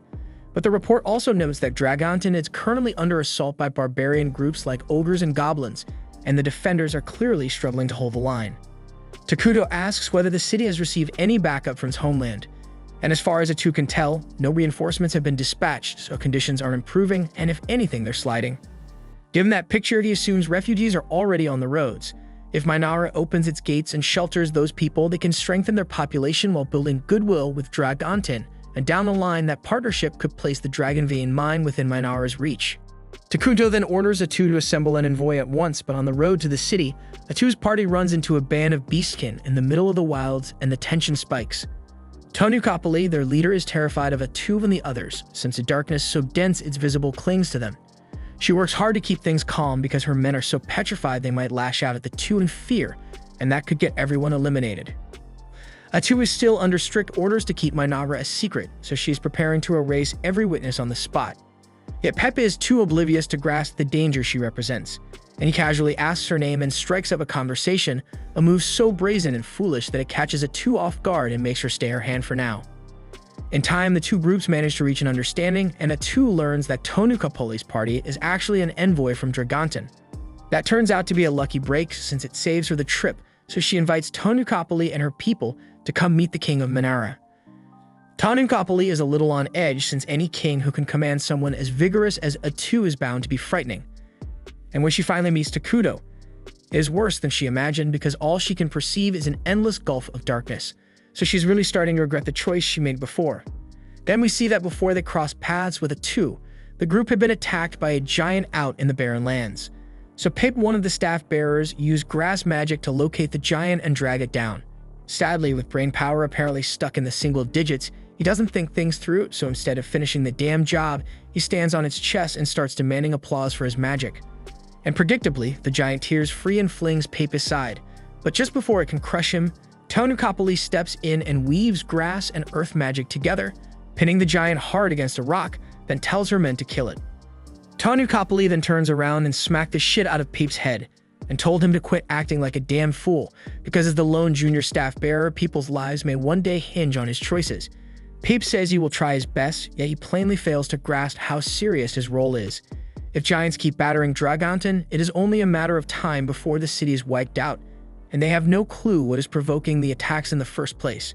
Their lone lead is a rumor about a calamity surfacing in the accursed lands, so Tonukapoli said she planned to investigate and drill a little responsibility into Pepe while she was at it. She dragged him along, and now she regrets that choice because one wrong move from him could get them all executed. Soon after, Peg blurts out and asks Takuto to be friends, and Tonukapoli panics, and speaking so brazenly to a king could merit execution. She apologizes and tries to cover for his outburst, but to her shock, Takuto actually seemed pleased by the offer and says he would be happy to be friends with him. Afterward, a welcoming banquet is prepared for Pepe and Tonukapoli's party, and once everyone takes their seats, Maria and Carria bring each of them a glass of apple juice. Tonukapoli sips and is astonished because she has never tasted anything this good, and the quality of the glassware here surpasses the work of the finest artisan on the continent. Pape loves the juice too, so he asks Maria for another pour, and before the extra drink even arrives, he bounds out of his chair and starts praising Maggie for his massive muscles. Then he goes to show off his magic to Moltar, and everyone lets him do as he likes, since Takuto seems fond of him. Takuto is struck by how effortlessly social Pepe is in any situation, and he is glad they managed to become friends, but he has never actually had a friend before and does not quite know what friends are supposed to do together. Then, while Tonukapoli scolds Pepe, Takuto caught his attention and asks whether he would like to play a game. The room falls silent for a moment because no one expected those words, and Takuto begins to feel awkward. Then Peep cheerfully agrees to play with him, so the two of them sit down together to play. They start with a game Peep invents on the spot, where each of them takes a single blade of grass and they tug against each other to see which strand snaps first. Tonukapoli fears Takuto might feel slighted by such a simple pastime, yet he's clearly having a great time. They keep playing for a while, and Pepe tries several of the games Takuto dreamed up. He says it was a blast and even suggests Takuto could sell them in Dragonton, but Tonukapoli slices him off because it isn't Peep's damn place to make important decisions on behalf of their city like that. Takuto is actually relieved that Pepe mentioned trade, since he's been planning to open negotiations with Dragonton for some time. But before he can move forward, he knows he'll have to put aside their personal friendship and approach the matter purely as a ruler. After they finish eating, Atou calls Tonukapoli over and asks her straight out why she came to the accursed lands in the first place. The question clearly unsettles her, but she answers honestly. Her homeland has been under relentless assault from the barbarians. Atou is startled that the barbarians are striking Dragonton when they typically steer clear of big cities, and Tonukapoli says that is exactly why she came to uncover what could be driving their behavior. Takuto then asks if that means Dragonton lacks the military strength to fight the barbarians effectively, and Tonukapoli's pulse jumps because if he learns how bad things are in Dragonton, Mynoghra might decide to overthrow them rather than negotiate. She lies and says Dragonton still has sufficient power to drive the barbarians off, while insisting their unusual movements demanded inquiry regardless. Her explanation convinces everyone that Dragonton can still handle itself. But then Pepe, bless his big mouth, blurts out that he's confused, since earlier Tanucapoli told him they were here because Dragonton would be doomed if they don't learn why the barbarians are attacking. Atou can't help pitying Tanucapoli for having to wrangle Pete constantly, but she and Takuto make it plain that they have no designs on Dragonton so she can relax. For the moment, their attention is fixed on internal rebuilding, so launching wars or swallowing neighbors isn't on the agenda. The barbarians, though, are a different matter, and that threat cannot simply be shrugged off. Because if Dragontan were to collapse under the barbarians, Mynoghra sits next door and would be the next target, which makes the problem theirs too. Tanucapoli is startled and asks if that means they're prepared to step in, because after overstretching to build a town by the Dragon Vein, Dragonton will topple if nothing changes. Atou turns to Takuto for the call, and he says he wants to stand by his friend, so he is willing to provide whatever aid is needed. Thrilled, Tanucapoli still asks what he wants in return, since the idiot Pape has already blurted how damn desperate Dragontan's situation is. Atou answers without ceremony that they want the Dragon Vein, and Tanucapoli had prayed that it would not come up, yet in her current bind she cannot refuse. Atou adds that there is no need to fret since she and Takuto are fine with joint stewardship of the Dragon Vein with Dragontan. For now their man-to-man is small, but they want the exclusive right to decide the Vein's elemental conversion. That revelation stuns Tanucapoli because Mynoghra already has the method to convert raw mana into elemental power, a milestone that would have taken Dragontan 10 more years. It becomes obvious that Mynoghra's society is well ahead of theirs, so an alliance would pay huge dividends. Even so, tradition says the call belongs to Pepe. And he may be a fool at times, yet as the youngest staff bearer, he is by extension the nation's future ruler. He also reads people well, so she asks if he wants to proceed with the alliance, and Peep says he wants to be buddies with everyone in Mynoghra. And with that settled, the two realms make the alliance official. Not long after, Atou convenes a strategy session to lock in the terms with Dragontan. Mynoghra will ship a stream of consumables to their city, and in return, Dragontan will deliver metalware and everyday essentials. Molter welcomes the arrangement. Until now they had leaned on Takuto to furnish those supplies, but the standout gain is direct access to the Dragon Vein. Credit also goes to Pepe, because if he hadn't blurted out Dragontan's true condition, Tanucapoli's bluff confidence would have held and diplomacy would have gone nowhere.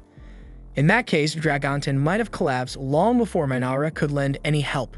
Takuto even wonders if Pepe is actually a fool or if he nudged events on purpose to reach the best result.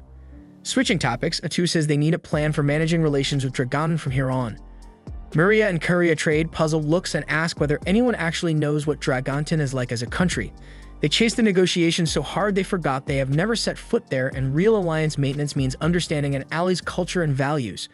When Takuto was playing the game, forging friendship took a single tap, so it never occurred to him that keeping it now would demand sustained effort.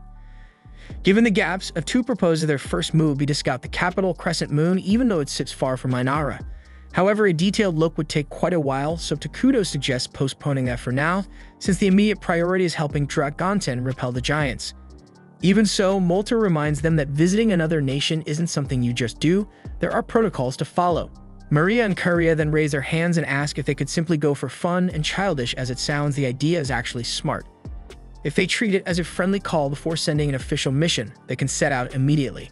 Molter then volunteers to go, but Takuto feels he is far too senior to serve as a courier. To the other side, Molter would read as Mynoghra's top arcane chancellor, which makes him a non-starter. The same logic applies to Nagi and Emil, whose posts are equally critical. What they meet is a trusted face that Takuto can vouch for, who is not overly high in rank. And right on cue, Maria and Curia lift their hands to volunteer. Takuto turns the idea down on the spot, worried the trip could be risky. So Atou offers to take the assignment, but Molter reminds her she is Takuto's most trusted confidant, and aside from Takuto, arguably the most indispensable person present. Maria and Curia then step up to Takuto and remind him that he granted them the freedom to make their own choices. So right now they want to do everything they can to help him, even if it is risky. Takuto hesitates to approve the mission, but he cannot bring himself to refuse those earnest faces, so he eventually agrees to let them go. And Atou sulks, jealous that Takuto yielded to someone else's cuteness. Emil still voices concerns about sending the pair alone. Takuto says it is fine since he already has skill escorts in mind. After the council breaks, Takuto returns to the throne room, and Atou is still pouting about his capitulation to Maria and Curia's request, leaving him unsure how to proceed. He turns to Maria for advice, and she says he should tell Atou exactly how he feels, so he decides to give it a try. He walks up to Atou and apologizes for making her feel uncomfortable. But she does not need to fear about being replaced because he is extremely thankful for everything Atou does for him and for the fact that she is always at his side. So he tells her there is no one he would rather be with, and that is all Atou needed to hear. In fact, she is already picturing a happily married life with Takuto, and while he has no freaking idea what is running through her head, he is simply glad she is no longer upset. A little later, Takuto leaves Maria, Karia, and Atou to the clinic, though none of them understands why he brought them there since no one is ill. Takuto explains that the clinic was inexpensive to build, so he went ahead and put it up on a whim. But since Maria and Karia will soon head out on a mission, he figures he may as well assign the new plague doctors he created to escort them as protectors. Takuto then opens the door and presents the new doctors, explaining to Maria and Karia that these individuals weren't just skilled in treating wounds and curing ailments, they were also fully trained to fight and defend them during their journey. Atou stepped forward, formally assigning the medics to act as bodyguards during their expedition to Dragonten. Beyond protection, their mission also included observing the local customs and learning as much as they could about the region's way of life. The medics responded with eagerness, promising to integrate smoothly into human society and absorb as much knowledge as possible. Takuto, pleased by their energy, decided to reward their enthusiasm early. He announced their new names, Ichiro, Jiro, and Saburo. The three were thrilled to receive official titles and expressed their gratitude with excessive excitement, so much so that both Takuto and Atou began second-guessing whether they were the right picks for such an important job. Karia didn't seem too impressed either, but Maria is clearly enjoying the chaos and plays along with their over-the-top behavior.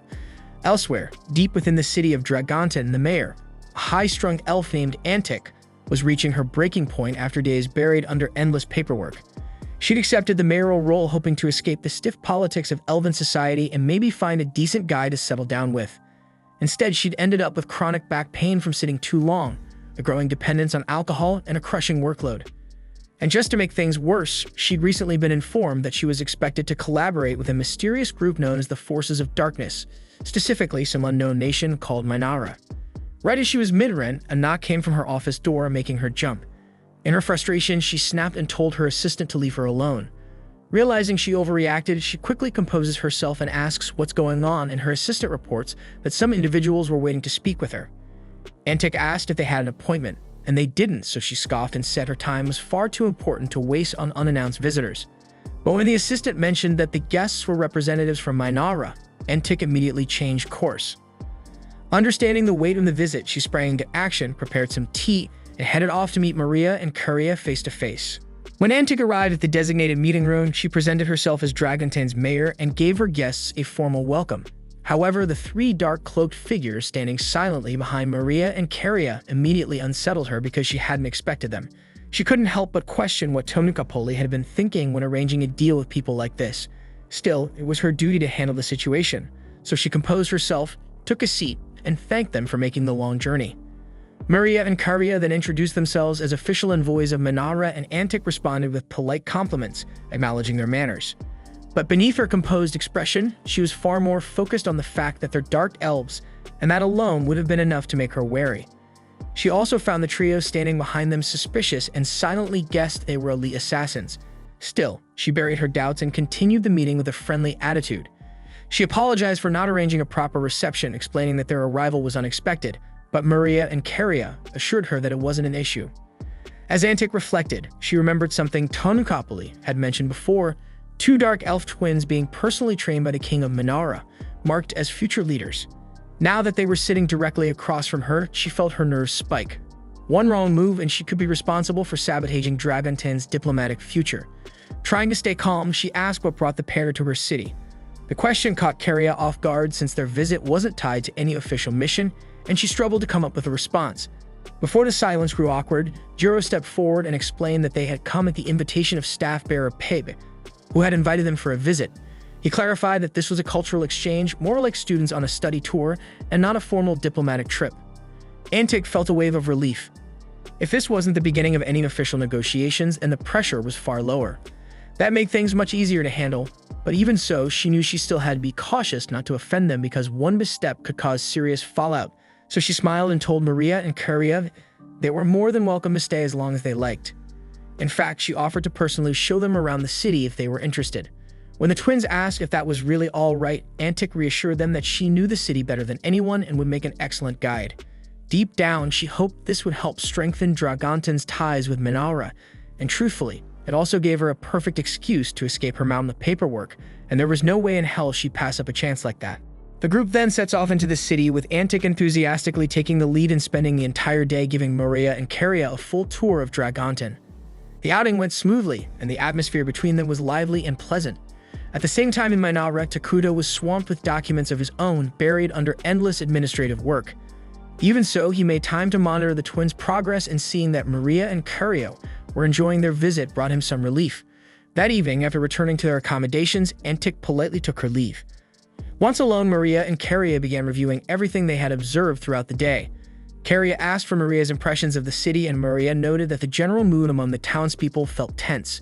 The overall sentiment was one of fear, concerns about food shortages, rumors of an impending enemy assault, and a sense of abandonment. The medics were surprised by how much Maria had picked up, especially since they hadn't seen her interacting with anyone directly. But Maria had a natural ability to read the emotions and atmosphere of others, and her insights were rarely wrong. The trio was impressed, though confused when Jiro remembered something odd. He reached into a pouch and handed Maria a small bag. Inside was a leafy plant, which Maria identified as popple grass, a highly dangerous and addictive substance that most nations had outlawed completely. Jiro explained that he'd unknowingly purchased it from a shady vendor in a narrow back alley, but once he realized what it was, he scolded Maria, telling her to toss it out immediately because narcotics were off limits. However, the bigger concern wasn't that Maria had acquired it, it was how easily accessible the drug had been. Something like popple grass shouldn't have been anywhere near the public, let alone sold so openly. After discussing the situation, they all agreed. Someone within Dragontin had to be cultivating and distributing the illegal herb, and that posed a serious problem. Caria was especially troubled, considering how hard Antic was working to hold the city together, so the idea that this was happening right under her nose was disheartening. Saburo pointed out that the presence of drugs meant things could be even worse beneath the surface, and with such dangerous elements hiding in the city's shadows, they'd need to stay extra alert and focus on keeping Maria and Caria safe, because if something as serious as drug trafficking was happening unchecked, there was no telling what else could be lurking nearby. The following morning, the medics escorted Maria and Caria to visit the Dragon Veen, a place known for its stunning natural beauty. The two were taken aback by the sheer number of glowing crystals scattered across the area, each one sparkling with magical energy. Their awe was interrupted when a stranger approached them. Introducing himself as Vesta, he casually remarked how the terrain here was ideal for cultivating popple grass. Caria responded with courteous formality, greeting him and then firmly requesting he get to the point and explain why he had approached them. Vesta said he heard they were official envoys from Mynoghra. With Dragontin and Mynoghra expected to share control of the region in the future, he thought now would be the perfect time to strike up a business proposal. He offered them a chance to partner with him in growing and distributing popple grass. Caria chose to play along and asked what benefits Mynoghra would gain from such an arrangement. Vesta explained that the drug brought in large profits on the black market, and a fair portion of that revenue would naturally go to Mynoghra. He also hinted at providing other incentives that when pressed, he said those details were too sensitive to discuss in public. Instead, he handed Caria a marked map and suggested they meet in a more private location to talk specifics. After a moment's pause, Caria accepted the map. Vesta smirked and added that he always found it easier to deal with people on the Evil Alliance side of things, since they usually understood him better. He complained about the current mayor constantly enforcing ridiculous restrictions like banning narcotics or outlawing human trafficking. But once Mynoghra's king took over, he was confident the leadership would be far more accepting of his business practices. Several days later, Maria and Caria paid one last visit to Antic before preparing to depart the city. Antic thanked them for their time, saying it had been a pleasure getting to know them during their stay. The twins expressed their gratitude for her hospitality and asked if there was anything they could do in return before leaving. Antic smiled and requested that if possible, they put in a good word for her when they next met with King Takuto, so Maria and Caria agreed without hesitation, promising they'd speak highly of her when the time came. Suddenly, the door to the room swung open and Vesta strutted in with two thugs flanking him. Antic stood up abruptly, furious, and shouted that he had no right to enter without being summoned. But Vesta, as always, showed zero regard for rules or authority, and he'd simply invited himself in. With a smug tone, he said he was only there to receive an answer from Maria and Caria, since they never showed up to the meeting he'd arranged regarding his earlier proposal. Maria calmly asked if he was referring to the ridiculous popple grass partnership he tried to pitch them. Antic's face paled because this was the first she was hearing of any deal between her guests and Vesta, and the idea that Mynoghra might have aligned with someone like him terrified her. because if Vesta managed to drag that kingdom to his side, it could spell disaster for Dragontin. Maria picked up on Antic's distress and reassured her immediately. She said there was no need to worry because they'd never aligned themselves with filth like Vesta, and they thought it would be obvious to him that their absence from the meeting was their answer. Caria then asked Antic if it would be acceptable for them to handle the situation themselves. Though Vesta was clearly detestable, she wanted to avoid causing an international stir by taking unauthorized action. Antic told them they were free to do as they pleased because Vesta had been a menace to the city for too long, and it was about time someone put him in his place. On cue, the medic stepped forward, ready to deal with him. But strangely, Vesta didn't look intimidated in the slightest. In fact, he grinned with confidence and held up a syringe, and inside were concentrated extracts of the popple plant, and according to him, a single dose was potent enough to turn anyone into a hopeless addict with no will of their own. Maria and Caria exchanged a look because they knew exactly what his plan was, and he came here intending to use the drug against them, so they asked if he really thought through what he was doing. Sure, they might seem like harmless girls, but laying a hand on them meant declaring war on the kingdom of Mynoghra, and their king Takuto wasn't someone to cross lightly. But Vesta, blinded by arrogance, believed he could simply control the situation. His brilliant plan was to enslave Maria and Caria with the drug and use them to blackmail Takuto.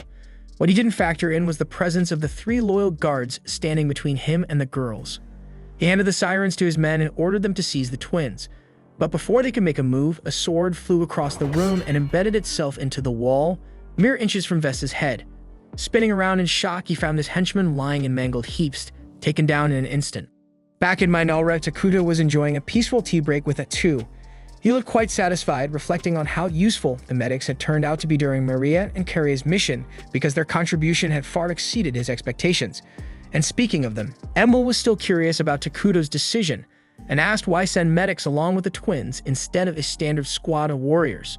So Atou clarified with a calm smile that the 3 weren't ordinary healers. They adored humans and demi-humans, perhaps a little too much. Though masters of medical science, they had a dark side as well. While they could stitch a body back together with expert care, they also had a habit of snacking on brains every now and then, so when provoked, they were utterly terrifying. At the same time in Dragontin, the so-called medics had just finished slicing Vesta's henchmen apart with clinical accuracy. Now the trio was bouncing gleefully around the room, holding up pieces of flayed skin like prize trophies for their collection. Antic dropped to her knees in horror, paralyzed by the sight of the medic's true nature. So Maria walked over to gently console her, trying to calm her nerves even as the medics danced with a freaking human skin. As for Vesta, no amount of pleading would save him now. Trembling, he begged for mercy. But Caria stepped forward with cold finality. She told him that his involvement in the drug trade wasn't her concern because that alone wouldn't have earned her wrath, but the moment he dared to threaten her sister, tried to use mind-controlled drugs on them, and worst of all, insulted their glorious king Takuto, he sealed his own fate. So without a trace of sympathy, Caria gave the order, and minutes later, Vesta was gone. In his place stood the 3 medics, now cheerfully dressed in fresh skin suits crafted from Vesta himself, and Antic could barely process what she was seeing. So Caria turned toward her and offered a lighthearted apology for the mess in the office. She even asked if Antic would like them to cover the cost of cleaning, but Antic, barely keeping it together after literally shit herself, quietly muttered that it wouldn't be necessary. Caria thanked her warmly for her understanding, flashing a sweet, innocent smile. But in the wake of what just happened, that damn smile felt even more disturbing than the scene of dismembered corpses. At that moment, Antic deeply regretted taking the position of mayor, but it was too late to turn back now because this was her reality, and she'd just have to survive it. Then, as soon as the group returns to Mynoghra, they're immediately summoned to a meeting, where Atou is ready to chew them out for everything that happened.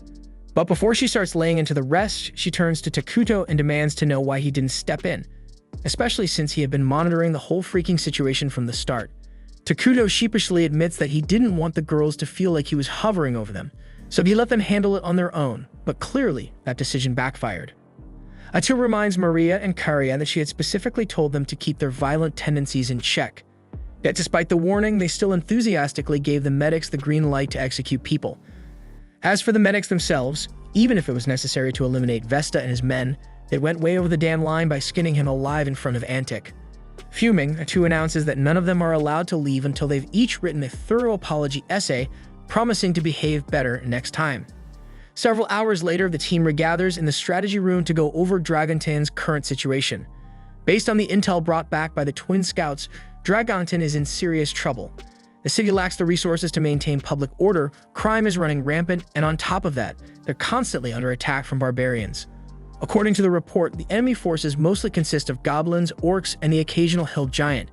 While the goblins and orcs don't pose much of a threat, the hill giants are becoming a major problem. They've started showing up in small groups around the outskirts, and the frequency of their attacks is increasing steadily, so Dragontin's defenses are struggling to keep up. Molter speculates that part of the issue may be that Dragon lacks the necessary detection capabilities to anticipate these assaults. Normally, the sharp instincts of beastmen would help catch enemy movements early, but their scouts are likely overwhelmed and burned out from the non-stop battles. Regardless, if nothing changes soon, Dragontin is likely to collapse. So Nabi suggests dispatching a substantial force from Mynoghra to reinforce the city's defenses. Emil agrees that Dragon needs help, but she's hesitant about splitting up Mynoghra's manpower. Setting out their current labor units would leave critical sectors like agriculture and construction short-staffed. Atou then speaks up, stating that she'll personally be joining the mission, meaning they won't need to send a large number of troops. The others are caught off guard by Atou's decision, but given her ability to absorb skills from enemies, it makes perfect sense that she'd want to be on the front lines. Since she'll be away, someone needs to handle her day-to-day responsibilities, so Molter steps up and offers to take over the administrative workload. And Nagi follows up by volunteering to manage national defense in her absence. But the moment Emil hears that, her expression shifts to concern. Up until now, Mynoghra's entire defense strategy has heavily leaned on Atou being around, and with all due respect, Nagi by himself isn't exactly an impenetrable wall if the nation ends up under siege. Nagi doesn't argue because she's got a point, but thankfully, Takuto had already anticipated this. He tells everyone that he's about to summon Isla, the new hero who will act as the pillar of their defenses while Atou is deployed. Molter thinks the timing couldn't be better because all the required materials Takuto asked for have already been gathered and prepared. The entire group applauds Takuto for thinking ahead and setting things in motion before the need even arose.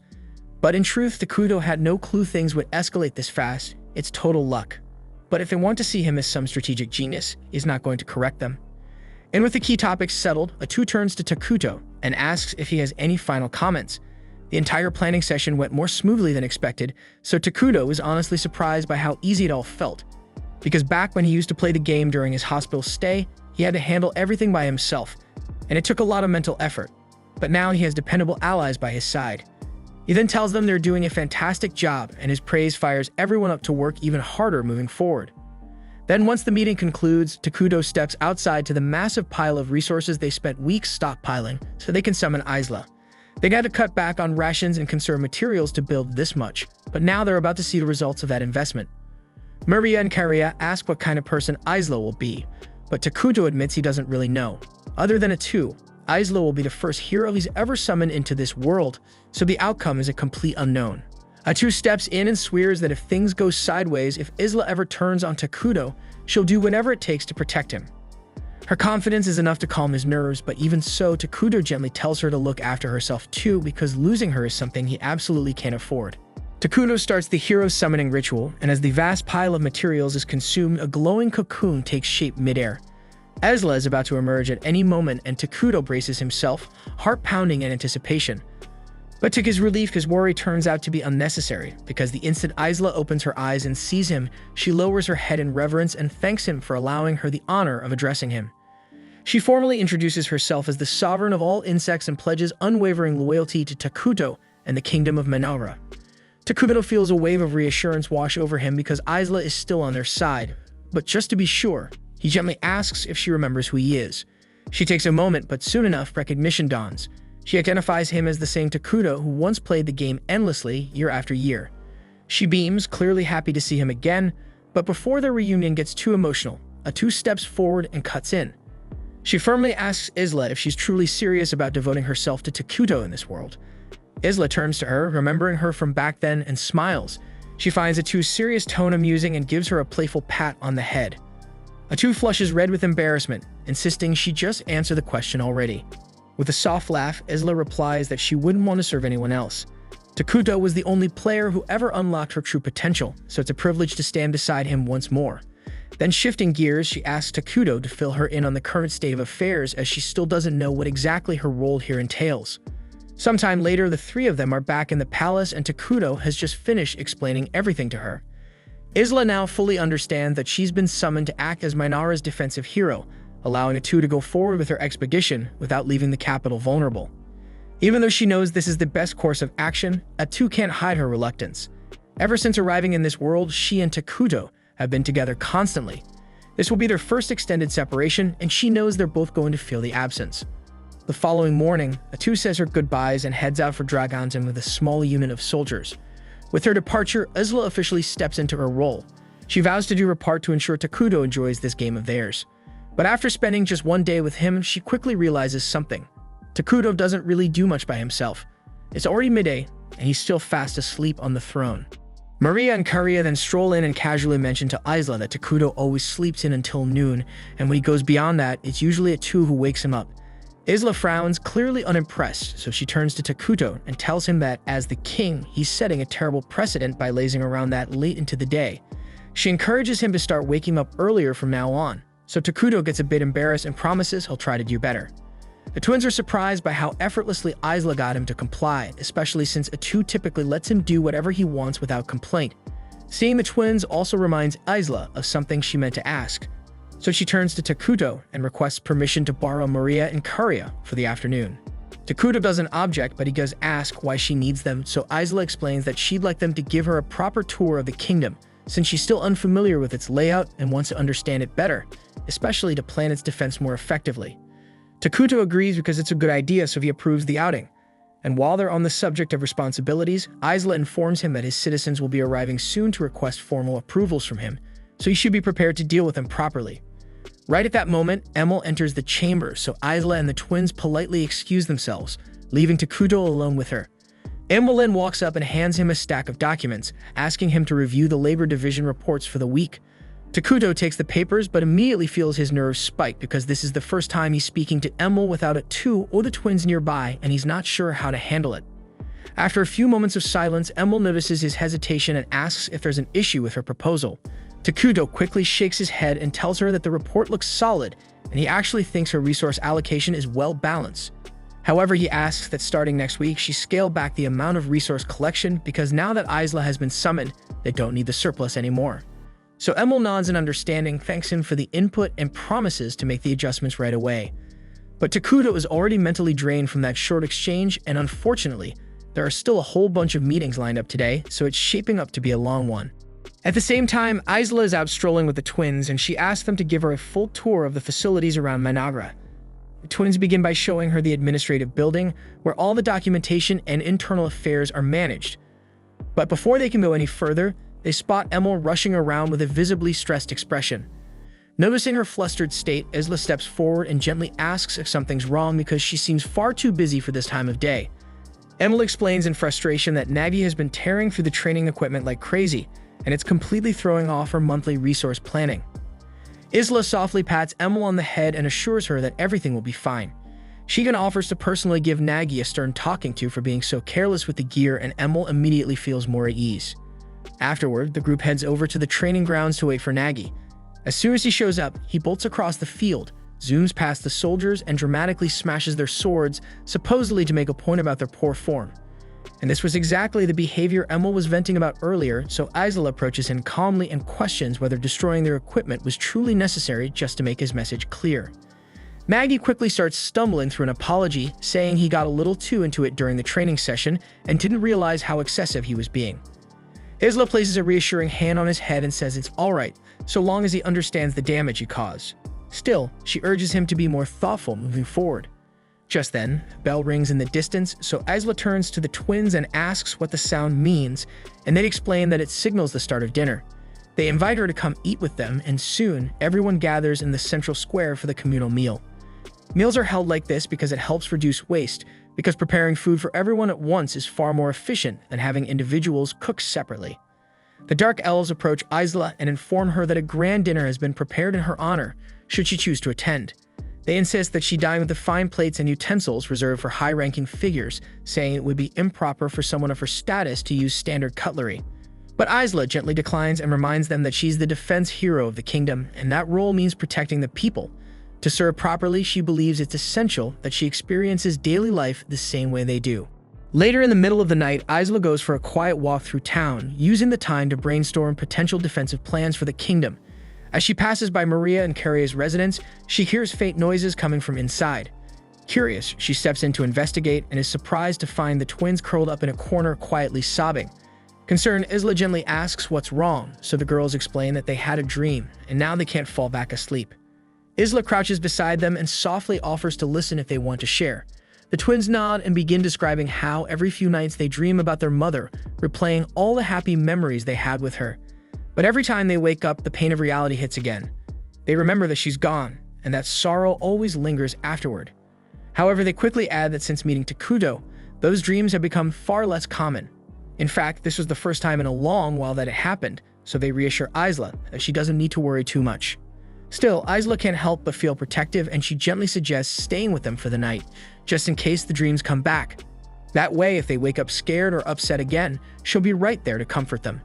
The twins feel much more at ease with Isla nearby and manage to fall asleep with a sense of security. The following day, Isla meets up with Takuto to go over a few topics. After some discussion, they both agree that establishing a school or academy should be the next step in their construction plans. With no current wars or immediate threats, there's little reason to expand their military. Focusing on education makes more sense right now. While on the subject of conflict, Isla asks how Atou is doing over in Dragonten, so Takuto closes his eyes and taps into their shared connection to check in on her, and what he sees instantly perks him up because Atou seems to be in a rather entertaining situation at the moment. And we see dozens of giants barreling straight toward Atou, and for most people, that would be a nightmare. But for her, it's hardly a challenge. With a relaxed flick of her tentacles in their direction, the entire wave of giants is reduced to bloody chunks in an instant. Antic watches from behind, caught between awe and horror. Honestly, it's more horror, especially since this show of force is even more terrifying than what happened during the medic's incident. Atou notices that Antic looks like she's on the verge of a breakdown, so she kindly tells her that she can take a breather if she wants because there's nothing left to worry about on the front lines, and Antic is clearly relieved and thanks her for the gesture. Later on, Atou takes a seat beside Molter while the townsfolk of Dragonten show unexpected kindness toward them. One of the citizens even brings Atou a refreshing drink to help her relax. Molter had assumed that, after witnessing her full transformation, the people would be too scared to even come near her. But surprisingly, they've adapted quickly. Oddly enough, the credit goes to Pepe, who casually compared her to an octopus when Atou first revealed her real form. Since then, the people of Dragonten have just accepted her as some kind of octopus demi-human. Atou finds that description mildly insulting, but at this point, correcting everyone would be more trouble than it's worth, so she just rolls with it. Shifting focus, Molter asks how her project of absorbing abilities from the fallen giants is going. Atou responds that it's going better than expected. The skill sets these giants possess turned out to be far more impressive than she initially imagined, so she's gotten a lot of mileage out of them, though she still can't figure out how they even gained those skills to begin with. Right then, Atou picks up on something unusual. Her gaze shifts toward the horizon where she spots a lone giant making its way toward the city. And this leads right back to one of the strange problems surrounding the giants. No matter how much effort they pour into surveillance, no one, not even Atou or Molter, ever notices these giants until they're practically at the city gates. Moments later, Antic rushes in with a report about the incoming threat.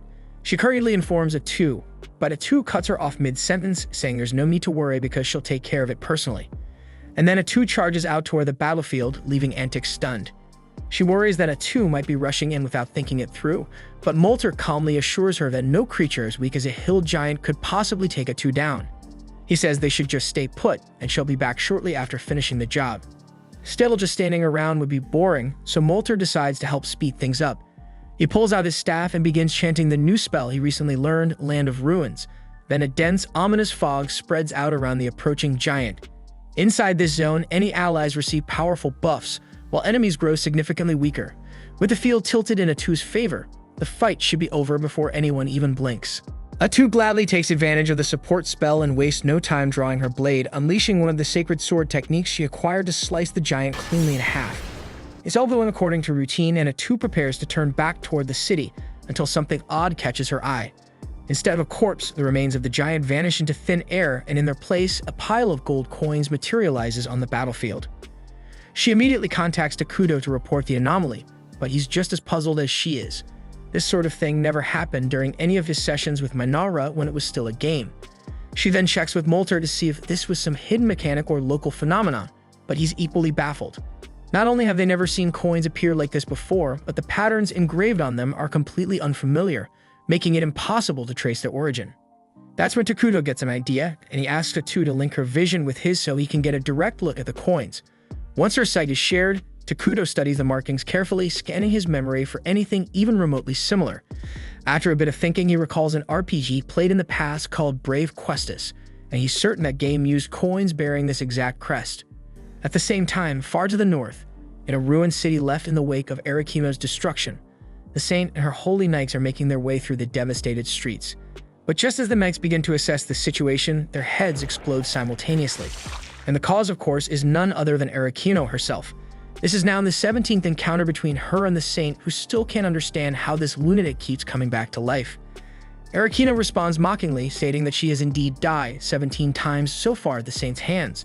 But if they're talking about records, Arikino thinks it's a little unfair how insanely strong the saint is. Arikino's no weakling, but she's never gotten close to winning, and her deaths are always painfully brutal. The saint cuts her off, accusing her of stalling for time, which Arikino admits is true. With her trick exposed, she immediately begins manipulating the corpses around them, including the recently slain knights, raising them all at once and sending them to attack. The saint is visibly disgusted by the display, but still, her resolve is unwavering. So she grips her staff and calls forth a searing inferno that wipes out the reanimated bodies in one burst. With nothing left standing, she rushes Arikino and drives her weapon straight into her chest, killing her again, and this time for the 18th time. Even as Arikino's body crumbles, the saint knows this won't be the last encounter because her adversary always finds a way to return. But for now, this victory gives her the time she needs to finally craft a plan that might end it once and for all. At the same time, back in Dragonton, an enormous force of giants has suddenly emerged near the outskirts of the city, and the guards stationed on the walls are in full panic. None of them have ever witnessed such a massive horde of giants gathered in one location before. At this point, Takuto has come to a realization that the army attacking Dragonton must have originated from the world of Brave Questus, a game where players assume the role of a hero destined to defeat the Demon Lord. The lack of any warning signs before the giants show up now makes sense, considering that enemy encounters in that game were completely random. Isla had always considered the possibility that they'd eventually face opponents who were summoned into this world just like they were, but she never once imagined that those enemies would come from a completely different game genre. The structure and mechanics of Eternal Nations are drastically different from those of Brave Questus, but Takuto has first-hand experience with both titles, so he already knows exactly what needs to be done. On a ridge overlooking the city, the two masterminds behind the siege, Flamin and Ice Rock, are busy discussing their next move. It turns out they've been given total freedom to use any means necessary to conquer territory in the name of the Demon Lord. Since their arrival in this world, they've been incredibly lucky because all the goblins and giants nearby joined their demon army without resistance, giving them a sizable force to use in their campaign to dominate the land. Still, as Ice Rock reflects on things, he remembers that their entire lives used to revolve around conquering the game world of Brave Questus before being dragged into this new reality. Now that they're here, is it really worth abandoning everything they built in the old world to take over this one? The thought lingers for a moment, but Flamin couldn't care less because deep thinking isn't his thing. He tells Ice Rock that the only thing that matters now is obeying the Demon Lord's will. And with that, the two prepare to bring destruction to Dragonton and flood the land with despair. At Ice Rock's command, the horde of monsters surges forward toward the city, and then he asks Flamin if he plans to join the battle. But Flamin waves him off, saying he'll sit this one out and leave the glory to Ice Rock. Grateful, Ice Rock leaps down onto the field, eager to lead the assault, while Flamin stays behind to begin executing his side objective for this mission. Down below, Ice Rock rallies his troops and instructs them to raise the city. But before the siege can fully begin, a dense, dark smoke spreads across the battlefield. And the moment it settles, the monsters begin coughing and wheezing, choking on the toxic air. Ice Rock and his mage assistant are taken aback because they've never seen a magical effect like this before. But judging by how the neutral creatures are suffering while those of evil alignment, like Ice Rock and the mage, are becoming stronger, the assistant quickly deduces that the spell must be tailored specifically to empower dark-aligned combatants. Then at that moment, one of Atou's tentacles pierces clean through the assistant mage's torso, ending him on the spot. With him out of the way, her focus shifts to Ice Rock. Takuto makes a brief remark about a warrior tied to ice, which leads Atou to assume that Ice Rock must be one of the 4 top generals serving under the Demon Lord. Ice Rock, now visibly agitated, demands to know how she uncovered his identity so quickly, and Atou casually explains that she's a hero unit from the game Eternal Nations, acting under the divine will of her magnificent ruler, King Takuto. And honestly, there's no point in dragging the conversation out because she intends to eliminate every last one of them anyway. Back near the city's defenses, Antic rallies the troops and instructs them to release a volley of arrows at the incoming horde. But the result is so underwhelming that she immediately scraps that idea and commands everyone to begin evacuating the city. Right then, Molter arrives and can't help but chuckle at Antic for already thinking of retreat, but she argues it's the only choice left. For now, his enchantment has slowed the enemy's advance, but it's only a matter of time before it wears off. And once the army reaches their gates, there's no way in hell they're holding it back. Molter understands her fear, but he tells her she has nothing to worry about. Atou is already out there, tearing through the enemy, and as long as she's on the field, they can't lose.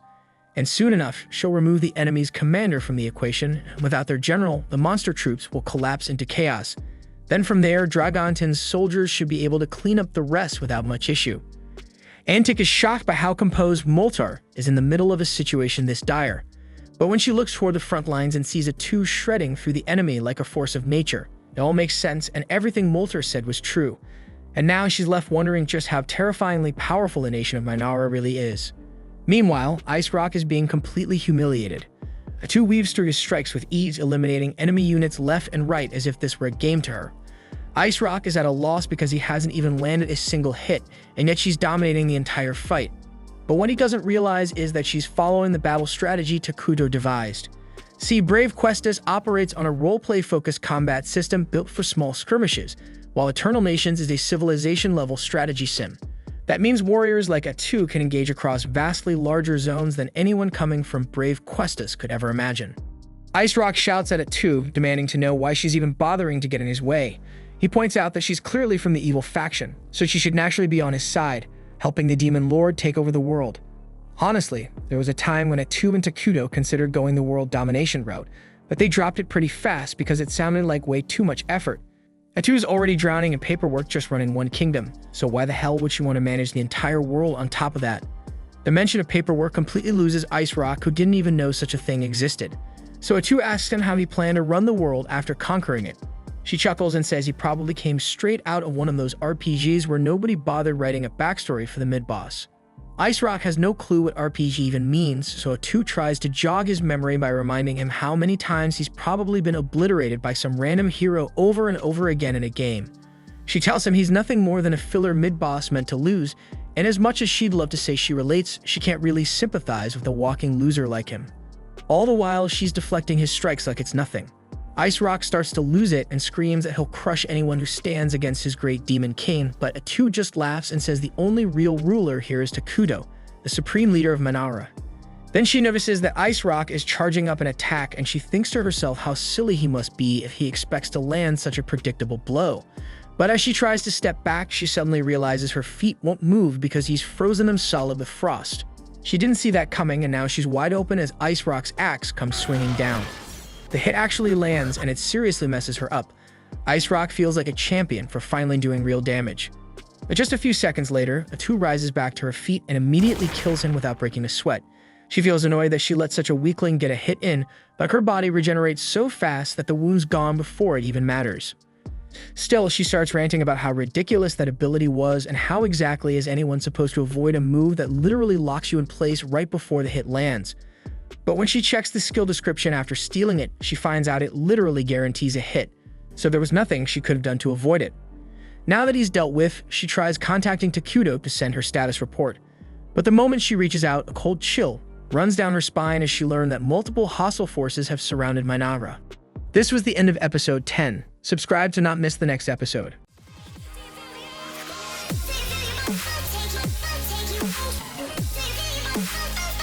Doesn't